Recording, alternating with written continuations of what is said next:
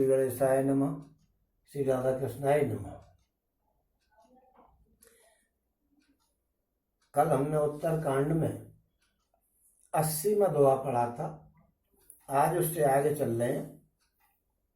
ओम जो नहीं देखा नहीं सुना, जो मन हूं न समाए, सो सब अद्भुत देखे हो, वरन कवन विध जाए। ओम एक एक ब्रह्मांड मऊ रहो बरस सत एक, एविध देखत फिरो में अंड कटाह अनेक। ओम लोक लोक प्रति भिन्न विधाता, भिन्न विष्णु शिव मन दिश त्राता, नर गंधर्व भूत बैताला, किन्नर निश्चित पशु खग व्याला। ओम देव धनुज गण नाना जाति, सकल जीवत आनत भांति, महेश्वर सागर सर गिर नाना, सब प्रपंचत आने आना। ओम अंडकोश प्रतिनिज रूपा, देखो जिनस अनेक अनूपा, अवधपुरी प्रतिभुवन नारी, और सरजू भिन्न भिन्न नर नारी।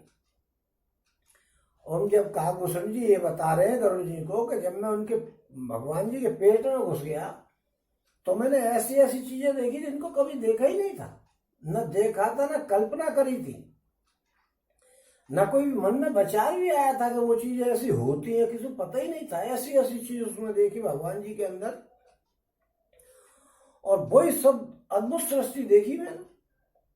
तब उनका किस प्रकार वर्णन किया जाए, जिसको वो जानते ही नहीं थे। ऐसी चीज उन्होंने देखी भगवान जी के अंदर। पेट में तो सब कुछ है ही भगवान जी के। ओम एक एक वर्ष, एक एक ब्रह्मांड में वो 100 वर्ष तक रहे। ब्रह्मांड बहुत बड़े होते भैया जी, पूरी दुनिया ब्रह्मांड ही तो एक है। ओम इस प्रकार में अनेकों ब्रह्मांडों में और फिरता रहा। प्रत्येक लोक में भिन्न भिन्न ब्रह्मा जी देखे, विष्णु भगवान देखे, शिव जी देखे, मनु देखे, दिक्पाल देखे, मनुष्य देखे, गंधर्व भूत बैताल किन्नर और राक्षस और पशु पक्षी और सर्प देखे। अनेक प्रकार के सर्प, अनेक प्रकार के भोले बाबा, अलग अलग ब्रह्मा जी देखे। किसी में कोई ब्रह्मा जी तो किसी में कोई ब्रह्मा जी तो किसी में कोई महेश जी तो कभी किसी में कोई महेश जी, किसी में कोई सर्प तो किसी में कोई, सब अलग अलग तरीके देखे। नाना जाति के देवता और दैत्यगण देखे वहां पे। और सभी जीव वहां दूसरे ही प्रकार के थे, सब जीव दूसरे प्रकार के देखे। और अनेक पृथ्वी नदी समुद्र तालाब पर्वत और सब सृष्टि वहां दूसरी प्रकार की थी। सृष्टि दूसरी प्रकार की देखी। और प्रत्येक ब्रह्मांड में मैंने अथवा अपना रूप देखा तथा अनेक अनुपम वस्तुएं देखी। प्रत्येक ब्रह्मांड में खुद को भी देखा कि मैं भी था उसमें, और अनेकों अनुपम वस्तुएं जिनकी तुलना नहीं की जा सकती है, ऐसी वस्तुएं देखी। और प्रत्येक भवन में न्यारी ही अलग ही अवधपुरी भी अनेक प्रकार की देखी। यहाँ कैसी अवधपुरी है, वहां कैसी अवधपुरी है, वो सब अलग अलग प्रकार की देखी। भिन्न ही सरयू नदी देखी और भिन्न प्रकार की नर नारी देखी। अलग अलग प्रकार की नदी, ये भी नदी, यहाँ ऐसी नदी है, वहां दूसरी प्रकार की सरयू नदी थी। ओम दशरथ कौशल्या सुनता विविध रूप भरता देख भ्राता, प्रति ब्रह्मांड राम अवतारा, देखो बाल विनोद अपारा। ओम भिन्न भिन्न में दीख सब, अति विचित्र हरिजान, अगणित भवन फिरो प्रभु, राम न देखो आन। और सोई सुपन सोई शोभा, सोई कृपाल रघुवीर, भवन भवन देखत फिरो, प्रेरित मोह समीर। और मेहता सुनिए, दशरथ जी, कौशल्य और भरत जी आज भाई भी मैंने अनेक अनेक भिन्न भिन्न रूपों में देखे। यहाँ कोई रूप किसी ब्रह्मांड में और कोई रूप था विष्णु भगवान का, उनका भरत जी का, और किसी दूसरे ब्रह्मांड में गए तो वहां कोई दूसरा रूप था। और मैं प्रत्येक ब्रह्मांड में राम अवतार और उनकी अपार लीलाएं देखता फिरता था। हे हरि के वाहन, मैंने सभी कुछ भिन्न भिन्न और अत्यंत विचित्र देखा। मैंने अगणित ब्रह्मांडों में घूम करके देखा, परंतु भगवान श्री रामचंद्र जी को मैंने किसी दूसरे रंग रूप में नहीं देखा। भगवान जी का यही रूप था सब जगह। कोई और रूप था ही नहीं। भोले बाबा का दूसरा रूप, ब्रह्मा जी का दूसरा रूप, दशरथ जी का, कौशल्य, सबके दूसरे दूसरे रूप, लेकिन राम जी का यही रूप सब नाम ब्रह्मांडों में दिखा। ओम सर्वत्र वही शिशुपन, वही शोभा और वही कृपालु श्री रघुवीर। इस प्रकार मोह रूपी पवन की प्रेरणा से मैं भवन भवन में देखता फिरता था। भवनों में घूम रहे थे राम जी, वही एक, बाकी के सब अलग अलग। ब्रह्मतमोहे ब्रह्मांड अनेका बीते मन हो कल्प सत एका, फिरत फिरत निज आश्रम आयो पुण्य तह पुण्य रहे कछु काल गवायो। और निज प्रभु जन्म अवध उसने पायो, निर्भर प्रेम हर्ष उठ धायो, देखो जन्म महोत्सव जाई, जय विधि प्रथम कहा मैं गाई। और राम उदर देखो जगनाना, देखत बनहि न जाय बखाना, तह पुन देखो राम सुजाना, माया पति कृपाल भगवाना। और करो विचार बहोर बहोरी, मोह कलिल व्यापति व्यापित मति मोरी, उभय घरी मह मैं सब देखा, भयो भ्रमित मन मोह विशेषा। हम अनेकों ब्रह्मांडों में भटकते हुए मुझे मानो 100 कल्प बीत गए, बहुत समय लग गया, ऐसा महसूस हो रहा था। वो थी तो पेट में ही, लेकिन उनको ऐसा महसूस हो रहा था कि कल्प बीत गए। ओम फिरता फिरता मैं अपने आश्रम पे आया और कुछ काल वहां रह करके मैंने बिताया। ये पेट के ही अंदर आश्रम देखा, उसी में रह रहे। ओम फिर जब अपने प्रभु का अवधपुरी में अवतार सुन पाया, फिर अवधपुरी में अवतार सुना भगवान जी का, राम जी का, तब प्रेम से परिपूर्ण होकर के मैं हठपूर्वक दौड़ा। जाकर के मैंने जन्म महोत्सव देखा, जिस प्रकार मैं पहले वर्णन कर चुका हूं, वो पूरा जन्म महोत्सव देखा। और श्री रामचंद्र जी के पेट में मैंने बहुत से जगत देखे, जो देखते ही बनते थे, जिनका वर्णन नहीं किया जा सकता है। वहां फिर मैंने सुजान माया के स्वामी कृपालु भगवान श्री राम जी को देखा। और मैं बार बार विचार करता था, मेरी बुद्धि मोह रूपी कीचड़ से व्याप्त थी कि यह सब मैंने 2 ही घड़ी में देख लिया। सब कुछ 2 घड़ी में ही उनको लगी कि मैं कल्पों से यहीं पड़ा हुआ। मन में विशेष मोह होने से मैं थक गया। और देख कृपाल विकल मोहे बैसे तब रघुवीर, भैंसत ही मुख बाहर आये सुन मत धीर। और सोई लड़काई मोशन करन लगे पुन राम, कोट भांत समझावो मन न लहे विश्राम। भगवान जी ने जब सांस ली थी तो कागभूषण जी अंदर घुस गए थे, और उनको व्याकुल देख करके भगवान जी हंसने लग गए, तो मुंह में से बाहर निकल आए कागभूषण जी। लेकिन ये बात किसी को परिवार में मालूम नहीं थी। वहां भरत जी भी थे, लक्ष्मण जी भी थे, दशरथ जी, कौशल्य वगैरह सब, तो उनको किसी को पता नहीं लगी। ओम हे दुर्बुद्धि, कृपालु हंस दिए। तभी गरुड़ जी सुनिए, उनके हंसते ही में मुंह से बाहर आ गया। श्री रामचंद्र जी मेरे साथ फिर वही लड़कपन की बातें करने लग गए। करोड़ों असंख्य प्रकार से मन को समझाता, परंतु मुझे शांति नहीं मिलती। लड़कपन की बातें फिर करने लग गए। अगर उनको शांति नहीं मिलती तो उनकी आदत क्या है, लड़कपन की बातें करने लग जाते हैं। ये अपने भक्त को खिलाते हैं भगवान। भक्त के लिए वो क्या क्या कर देते हैं, इसके बारे में एक मैं आपको कहानी सुना दूं। मैंने सुनी थी वो, और ये सही घटना है कि एक बार भगवान जो है वो अपने भक्तों पर कृपा करने के लिए नौकर भी बन गए।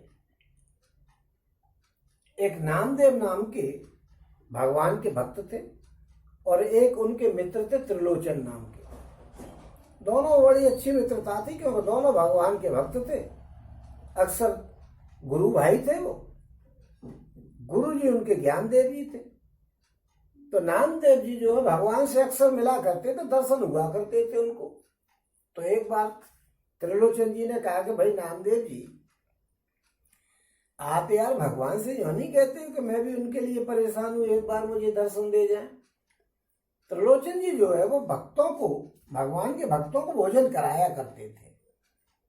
उनके यहाँ भंडारा हुआ करता था, रोज साधु लोग आते थे और भोजन करके जाते थे। उनकी व्यवस्था बीवी, उनकी धर्मपत्नी जो थी वो उनके सब काम को करती थी।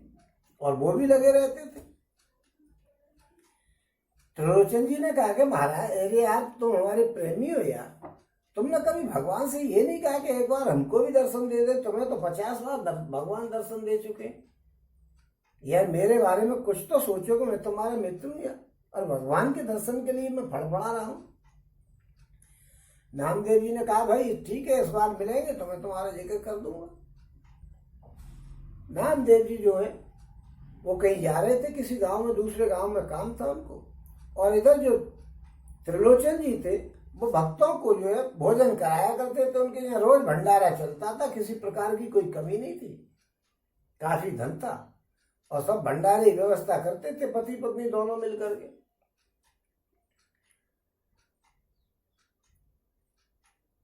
उधर नामदेव जी जो है वो एक दूसरे गांव में किसी काम से जा रहे थे, तो रास्ते में वो चौराहे में पहुंच करके देखा कि एक मूर्ति बनी हुई है। मूर्ति एक राजा की थी, उसकी तलवार अलवार लगी हुई थी हाथ में। अब नामदेव जी चौराहे से जाकर के ये सोचने लगे कि मुझे उस गांव के लिए इधर जाना है या इधर जाना है या इधर जाना है या मुझे किधर जाना। नामदेव जी बोले भगवान जी मुझे क्यों परेशान कर रहे हो, मैं किधर जाऊं मुझे पता नहीं लग रही, मुझे उस गांव में जाना है, भाई मुझे रास्ता दिखाओ, मैं बहुत परेशान हूं, समझ में नहीं आ रहा है कि मैं किधर जाऊं। ये उस मूर्ति में से भगवान जी ने उनको रास्ता बताया कि भाई आप इधर चले जाओ। वो चलने लगे, फिर लौट करके उनको ये ध्यान आया कि भाई ना, मुझसे त्रिलोचन जी ने ये कहा था कि भगवान जी मिले तो जरा हमारे दर्शन करने के लिए बात कह देना कि हमें भी एक बार दर्शन दे जाए, हम उनके लिए बड़े आतुर हो रहे हैं, बहुत परेशान है कि भगवान के दर्शन नहीं हो रहे। उन्होंने कहा साहब मुझे जाने की जल्दी नहीं है, भगवान जी ठहरो जरा, मुझे एक मेरी बात सुन लो कि मेरा एक मित्र है त्रिलोचन, वो आपका बड़ा भक्त है, संतों का भोजन कराता रहता, भंडारा करा करता, मैं केवल नाम जपता हूं और वो जो है भंडारा करा करता। आप उसको एक बार तो दर्शन दे ही दो। उसने मुझसे बड़ी विनती करके कहा है कि भाई भगवान जी के दर्शन करना चाहता हूँ, आप चले जाओ उसके पास, एक बार उसको दर्शन दे आओ। उन्हें कहा भाई नामदेव मैं चिंता मत करो, मैं उसके घर जाऊंगा, लेकिन ये उसकी जिम्मेदारी है कि वो मुझे पहचान ले। उन्हें कही ठीक है साहब, मैं उससे कह दूंगा। जब वो गांव से नामदेव जी लौट करके आए तब उन्होंने नामदेव के दरवाजे पे होकर ही निकलने का रास्ता था उनका, बोले त्रिलोचन के दरवाजे से होकर के। उन्हें अरे भाई त्रिलोचन कि हाँ कि तेरे लिए भाई एक बात समाचार लेके आए हूँ। सो बोले की क्या समाचार लाए हो भाई? कि भाई भगवान जी से मेरी बात हो गई है और भगवान जी ने कह दी कि वो तुम्हारे घर पे आ जाएंगे, लेकिन पहचानना पड़ेगा तुमको उनको, उन्हें आप पहचान लेना, वो आएंगे रूप बदल करके। उन्हें भगवान जी आएंगे? बोले हाँ साहब तुम्हारे घर आएंगे। उन्होंने अपनी पत्नी से कहा भगवान जी आने वाले, बड़ी तैयारी कर लो, पूरी फुल तैयारी, भगवान का ऐसा स्वागत करना है वैसा स्वागत करना है, दुनिया भर की तैयारियां करने लगे। मगर अभी भगवान नहीं आए थे, तैयारी कर रहे थे, लेकिन भंडारा रोज चलता था संतों का। भंडारे के काम में उनकी पत्नी जरा परेशान हो जाती थी। उनकी पत्नी ने कहा कि भाई कोई नौकरी ले आओ हमारे लिए, इतना काम है, ऋषि मुनियों का रोज भोजन बनाना पड़ता है, सारा काम करना पड़ता है, परेशान हो जाती हूँ, कोई नौकर मिल जाए तो नौकर ढूंढ लो। उन्होंने कहा ठीक है भाई देख लेंगे। एक बार ऋषियों की मंडली आई हुई थी, त्रिलोचन जी जो है वो अपना सामान लेने गए बाजार में सामान लेने गए तो वहां एक नौजवान लड़का आकर के उससे बोला कि भाई आप मुझे अपने ये नौकर रख लो। अब त्रिलोचन जी के मन में तो बात थी कि मेरी पत्नी नौकर की कह रही है। अब नौकर, ईमानदार नौकर मिलना तो बड़ा कठिन था, हर किसी आदमी को घर में नौकर रखा नहीं जा सकता। उन्होंने विचार किया कि पत्नी नौकर की कही तो है, लेकिन ईमानदार आदमी मिलना बड़ा कठिन। जब वो बाजार गए तो उन्होंने आकर के देखा कि एक लड़का नौजवान कह रहा कि भाई मुझे आप नौकर रख लो। त्रिलोचन जी ने देखा कि आदमी तो ईमानदार सा लगता है और जरूरतमंद भी है, तो उन्होंने कहा भाई तुम कितने पैसे तनख्वाह लोगे? तो भाई मुझे तनख्वाह की कोई जरूरत ही नहीं, मुझे तो आप बस भोजन करा दिया करना, मैं उसी में तृप्त हो जाया करूंगा। भाई फिर भी कोई तनख्वाह वगैरह कुछ तो लोगे भाई, पैसे कितने लिया करोगे? तो पैसे की आवश्यकता नहीं है मुझे, उन्हें आवश्यकता नहीं है। तो उन्होंने देखा त्रिलोचन जी, इन्होंने ये आदमी ईमानदारी की बात कर रहा है और नीडी पुरुष है, बात तो ठीक लग रही है, चलो ले चलो। बोला अच्छा ठीक है, तो भाई तुम मेरे यहाँ नौकर बन जा और सामान को उठा लो और चलो घर पे। और तुम्हारा नाम क्या है? कि मेरा नाम साहब अंतर्यामी है। अंतर्यामी कैसा है भाई? तो क्या ये नाम कौन सा है? ये तो भगवान का नाम होता है, भगवान को कहते हैं कि वो अंतर्यामी। कि नहीं भाई, मैं पूरे बरसों से इस गांव में रहता हूँ, सबके बारे में जानता हूँ कि कौन क्या करता है, कौन कैसा है, कैसे रहता है, क्या करता है, क्या नहीं करता है, पूरे गांव के बारे में जानता हूँ, इसलिए मेरा नाम अंतर्यामी है। बोले ठीक है, तो भाई तनख्वाह आप लोगे? नहीं कि भाई तनख्वाह तो मैं नहीं लूंगा, लेकिन मेरी एक शर्त है कि तुम मुझे बड़े प्रेम से रखना, कभी मेरी बुराई मत करना, नहीं तो मैं छोड़ के चला जाऊंगा। उन्होंने की यार ये कौन सी बात है तुम्हारी भाई कि मेरी बुराई मत करनी, नहीं छोड़ के चला जाऊंगा? कि भाई इसीलिए तो मुझे लोग नौकरी पे नहीं रखते हैं, मैं फालतू डोल रहा हूँ। उन्होंने कहा भैया ठीक है, चलो प्रेम से रहना, मैं प्रेम से ही रखूंगा, नहीं करूंगा तुम्हारी बुराई। ले आया घर पे नौकर। उसने अपनी पत्नी से कहा कि भक्तानी, ये मैं तुम्हारे लिए नौकर ले आया हूं, आ जाओ। तो फौरन पंडितानी ने कही कि कितने पैसे लोगे तुम? आत्मा राम जी बोले अंतर्यामी जी कि भाई मुझे पैसे नहीं चाहिए। तो कहे कुछ तो लोगे? कि नहीं नहीं पैसे नहीं लूंगा मैं, आपको बस मुझे आप रोटी खिला दिया करना पेट भर के, और मेरी किसी से बुराई मत करना। अगर आपने किसी दिन मेरी बुराई कर दी तो मैं उसी दिन चला जाऊंगा। और पंडितानी की जो है बड़ी खुश हुई पंडितानी जी। उन्होंने कही चलो अच्छा है, नौकर आए तो रोटी खा करके ही रहेगा, कि काम के घर के सारे काम को कर लूंगा, चिंता मत करो, आपको काम सब करके दे दिया करूंगा। अब अंतर्यामी जी पूरे काम को करें, सब्जी छीले, सब्जी बनाए, और फौरन जैसे ही साधुओं की मंडली आए तुरंत भोजन तैयार करके रख दे। और वो पंडित जी जो त्रिलोचन जी पूजा की तैयारी करें, जब तक भगवान को बिल्कुल साफ सुथरे नवा धोवा के पधरा करके और तैयार कर दिया करे, बड़ा अच्छा काम कर। पति पत्नी दोनों प्रसन्न के भाई नौकर बहुत बढ़िया मिला, ईमानदार आदमी है, रोटी खाता है, उसके अलावा कोई और काम है नहीं। लेकिन उनमें एक कमी थी, और वो कमी ऐसी थी, वो खाते बहुत थे।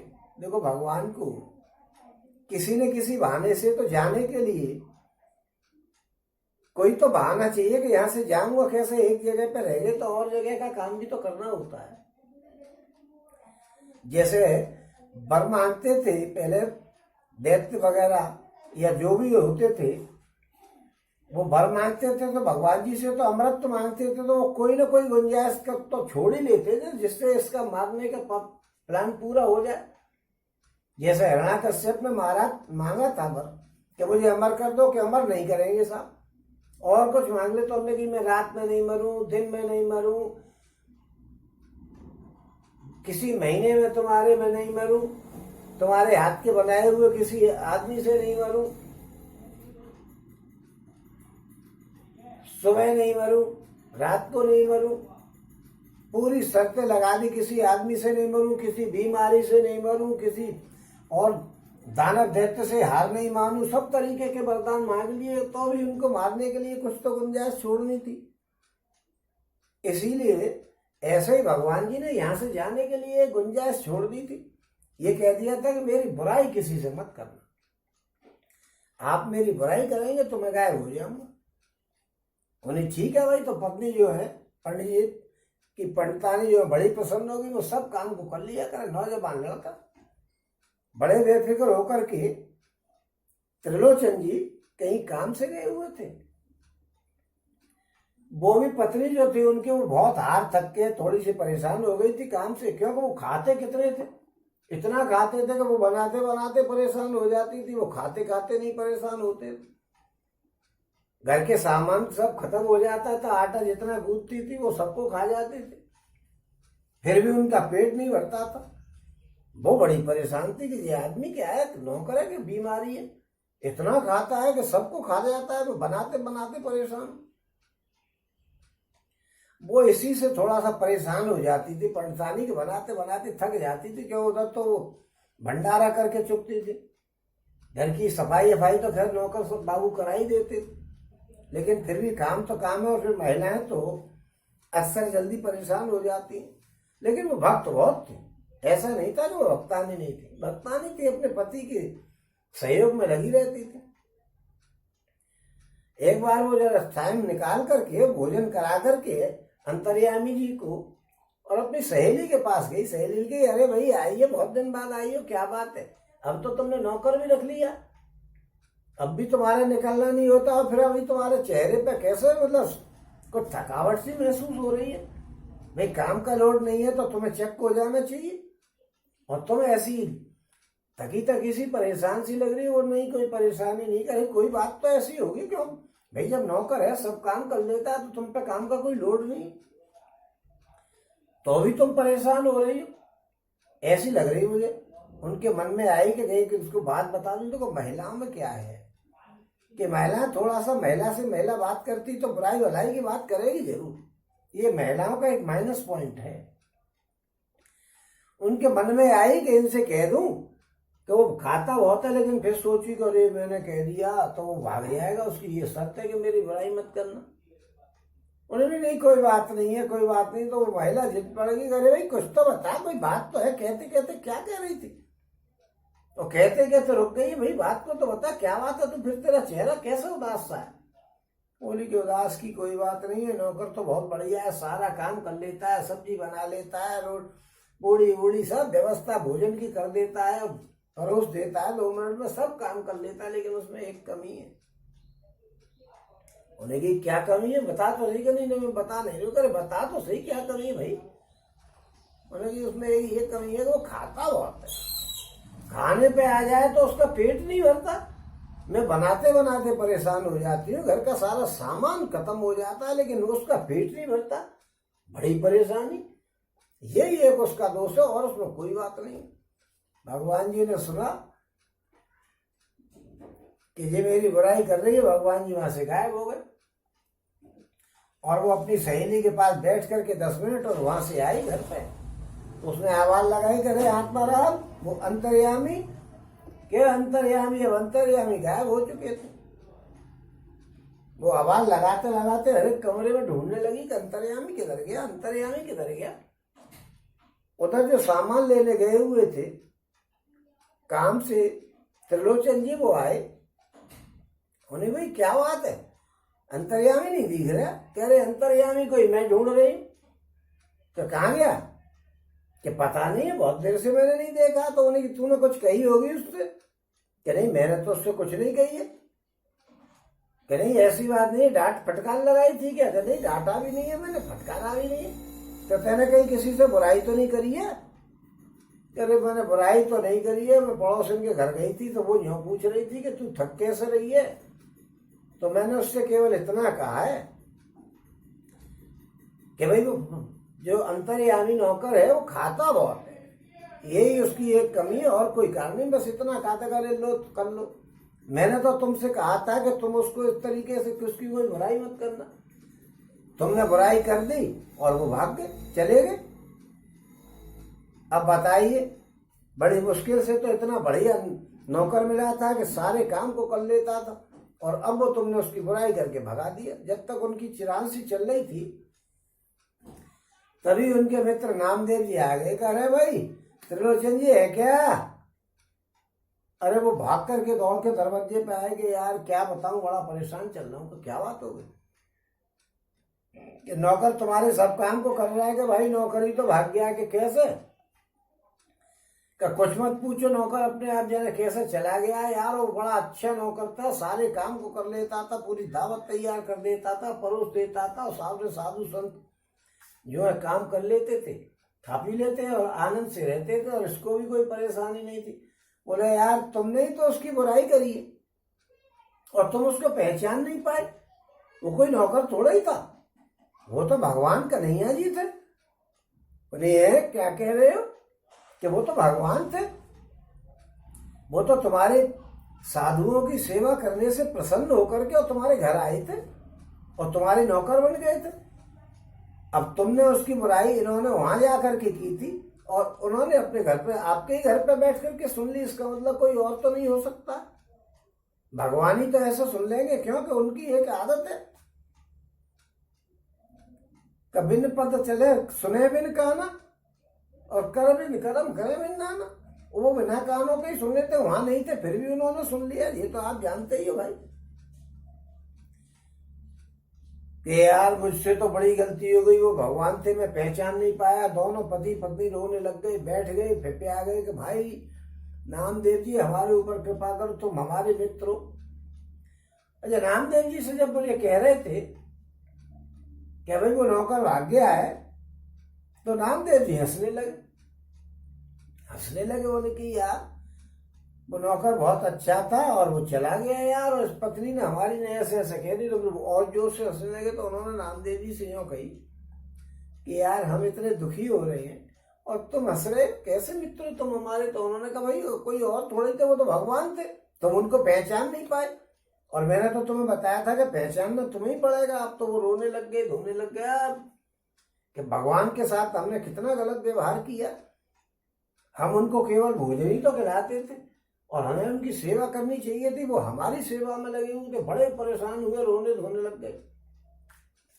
तब त्रिलोचन जी ने कहा कि नामदेव जी इस बार एक बार और दर्शन करवा दो, अब मैं बहुत बड़ी गलती कर गया हूँ, अपने किए को पछता रहा हूँ, नहीं तो मैं अपने जीवन लीला को समाप्त कर दूंगा। मेरा जीवन बेकार हो जाएगा अगर मैं उनके दर्शन नहीं कर पाया तो। नामदेव जी ने कहा कि वो कहीं गए थोड़े ही भाई, भगवान है, वो तो हर जगह रहते, आप जरा मन से पुकारो उनको, देखो आ जाएंगे। वो रोने लगे, धोने लगे। रोने को रोक करके हे भगवान आइए, हे भगवान आइए, हमसे गलती हो गई, हे भगवान आइए, हमसे गलती हो गई, हे भगवान आइए, आइए, हमसे गलती हो गई। ऐसे कह ही रहे थे जब तक भगवान जी प्रकट हो गए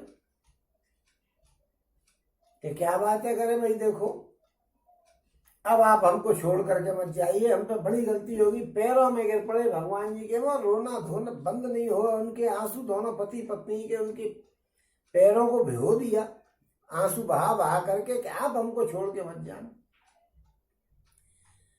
कन्हैया जी बोले कि ऐसा है, आप आराम से संतों की सेवा करो। मैं तो आपके संतों की सेवा से प्रसन्न होकर के आपके पास आया था। आप इतने संतों की सेवा करते हो, इससे मैं प्रसन्न हो गया था, क्योंकि मुझे तो संतों की सेवा से बड़ी प्रसन्नता मिलती है। नामदेव जी नाम रटते रहते थे, तो नामदेव ही उनका इसलिए पड़ा था कि भगवान का नाम जपते रहते थे। और आप संतों की सेवा करते हो, संतों की सेवा से प्रसन्न होकर के मैं आपके यहाँ आया था। अभी आप अपने जीवन को खत्म मत करो मेरे बगैर, आप आराम से रहिए और संतों की सेवा करिए। अंत में आकर के आप मेरे धाम को प्राप्त हो गए। अपने संतों की सेवा करते रहो। और इस प्रकार भगवान जी अंतर ध्यान हो गए और ये बता गए लोगों को कि भगवान जो है अपने भक्तों के प्रेम को कैसे सहन करके और चले आते हैं और काम कर जाते हैं घर के, और उल्टी सीधी बात भी सुन जाते हैं तो भी उन पर कोई फर्क नहीं पड़ता है। संतों की सेवा से भगवान प्रसन्न हुए और उनके यहाँ आए और उनका सारा काम किया। इसलिए हम लोगों को भी संतों की सेवा में जरा ध्यान लगाना चाहिए। और ये भी एक संत है काकभूषण जी भी, इसीलिए भगवान इनके साथ लीला कर रहे, क्योंकि उनको तो लीला करनी है, भगवान लीला कर रहे हैं। ये भी एक संत है। और उस लीला को देख करके काकभूषण जी बड़े परेशान हो गए कि भीतर घुस गए तो क्या देखा और बाहर निकले आए तो वही सीन देखा। ये भगवान की लीला है, भगवान ऐसी लीला किया करते हैं। और ये सच्ची घटनाएं हैं, कोई झूठी थोड़ा ही, सच्ची घटना है। इस प्रकार जो है भगवान जी काकभूषण जी से लीला कर रहे, उनको अंदर ले गए, उनको पूरी दुनिया दिखा दी और फिर बाहर निकाल दिया और वहीं की वहीं वैसे ही बैठ गए। ओम पे कह वाणी को सुनकर के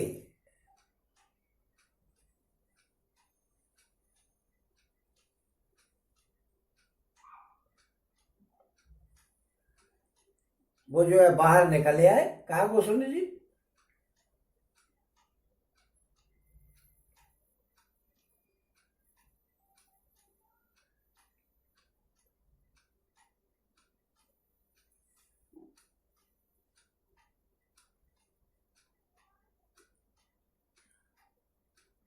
और श्री राम जी फिर लड़कपन की बातें करने लग गए काकभूषण जी के साथ।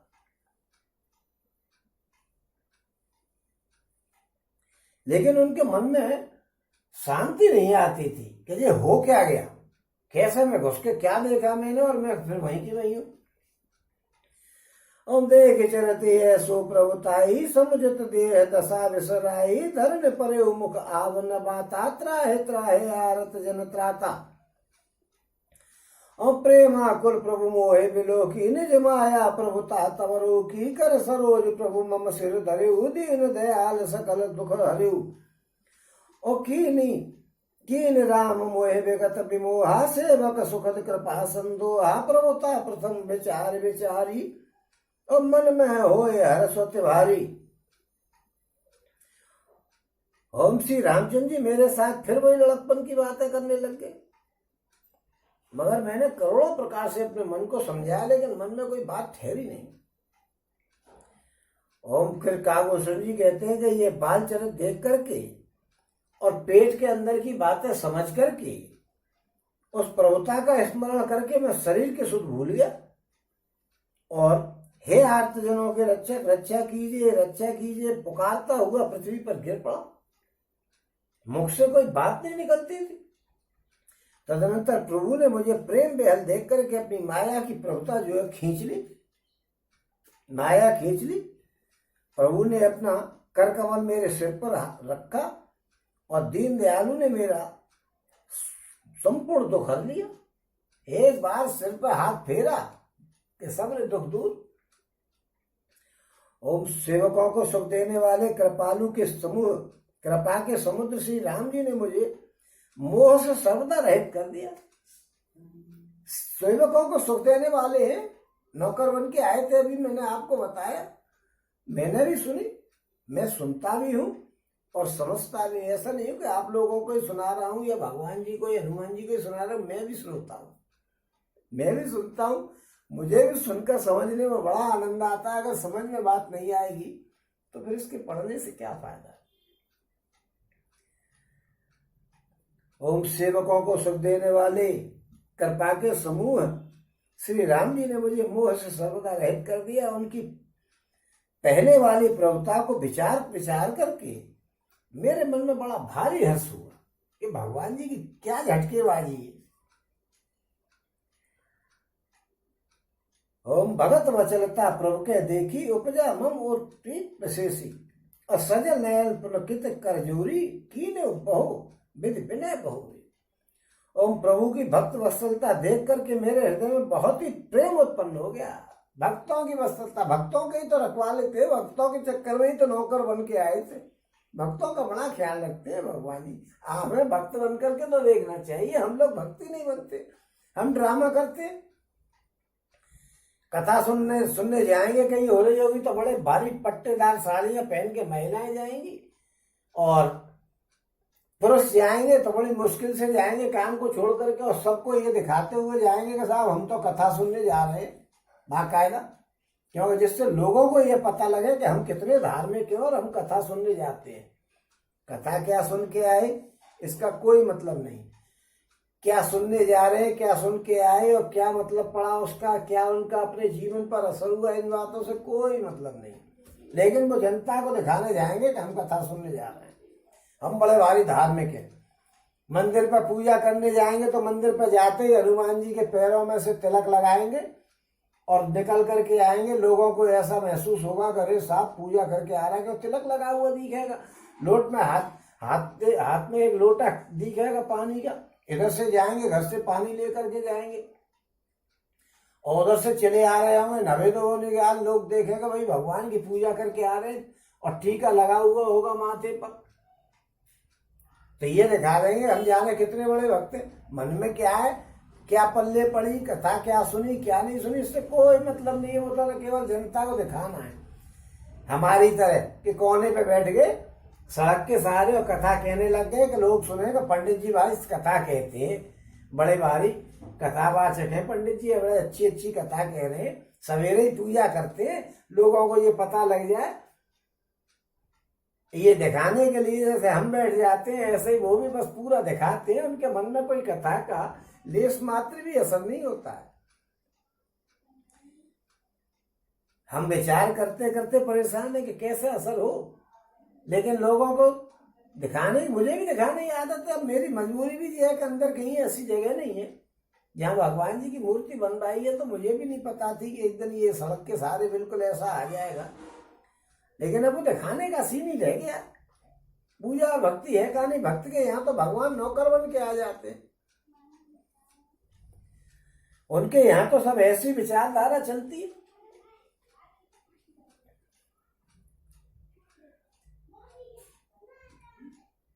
एक बार तो भोले बाबा भी नौकर बन के आ गए थे। भोले बाबा बड़े प्रेमी, भक्तों का बड़ा ख्याल रखने वाले, उनका तो कोई हिसाब ही नहीं। और ये सारी घटनाएं सच्ची हैं। और भोले बाबा की एक बात बता दूं, मन में आई गई है कि एक बार जो है विद्यापति जो है वो बिहार के रहने वाले थे। बिहार की सच्ची घटना है। बिहार में भगवान जी की बड़ी कृपा है लोगों को। वो बड़े विद्यापति जी, पैसे की कोई कमी नहीं थी, तो रोज भंडारा किया करते थे। पत्नी जो है उनकी, वो उनसे भी ज्यादा बड़े भक्त थी। अब विद्यापति तो किताब लिखने लगे रहते थे, अपने काम में लगे रहते थे, कविताएं करा करते थे, भगवान की स्तुतियां लिखा करते थे, भगवान की कहानियां लिखा करते थे।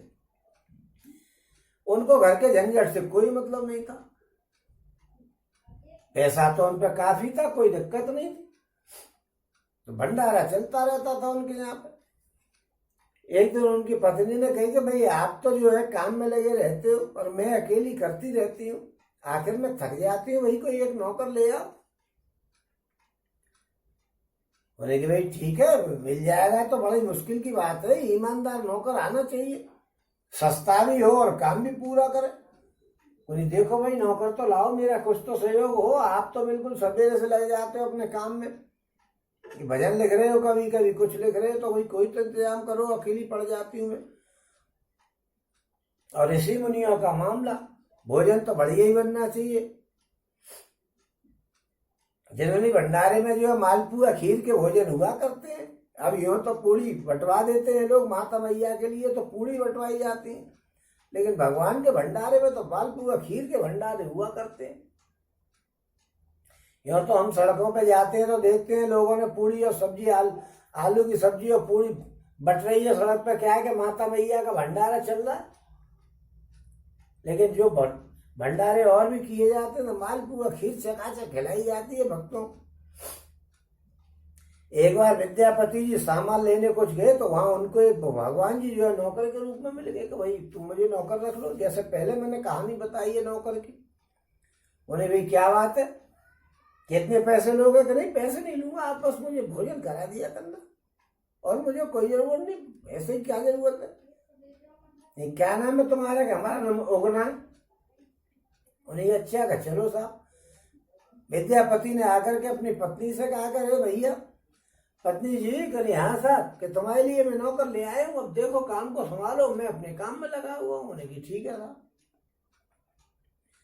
अब भोले बाबा नौकर बन गए, साफ सब्जी बनाए, पोंछा लगाए, वगैरह वगैरह सबरे काम करे और संतों की सेवा के लिए भोजन तैयार कर दे।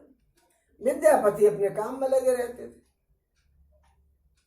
एक बार संत जन जो है, अब भगवान को जाना तो है ही किसी न किसी कारण से, उन्हें कही भाई ठीक है।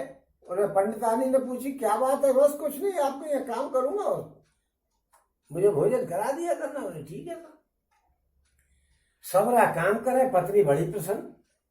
एक बार उनको ऐसा हुआ उन्हें भूख लगी आई भोले बाबा को। भोले बाबा का नाम उगना रख रखा था उन्होंने। उन्हें कहा भाई मुझे पंडितानी जी मुझे भोजन करा दो।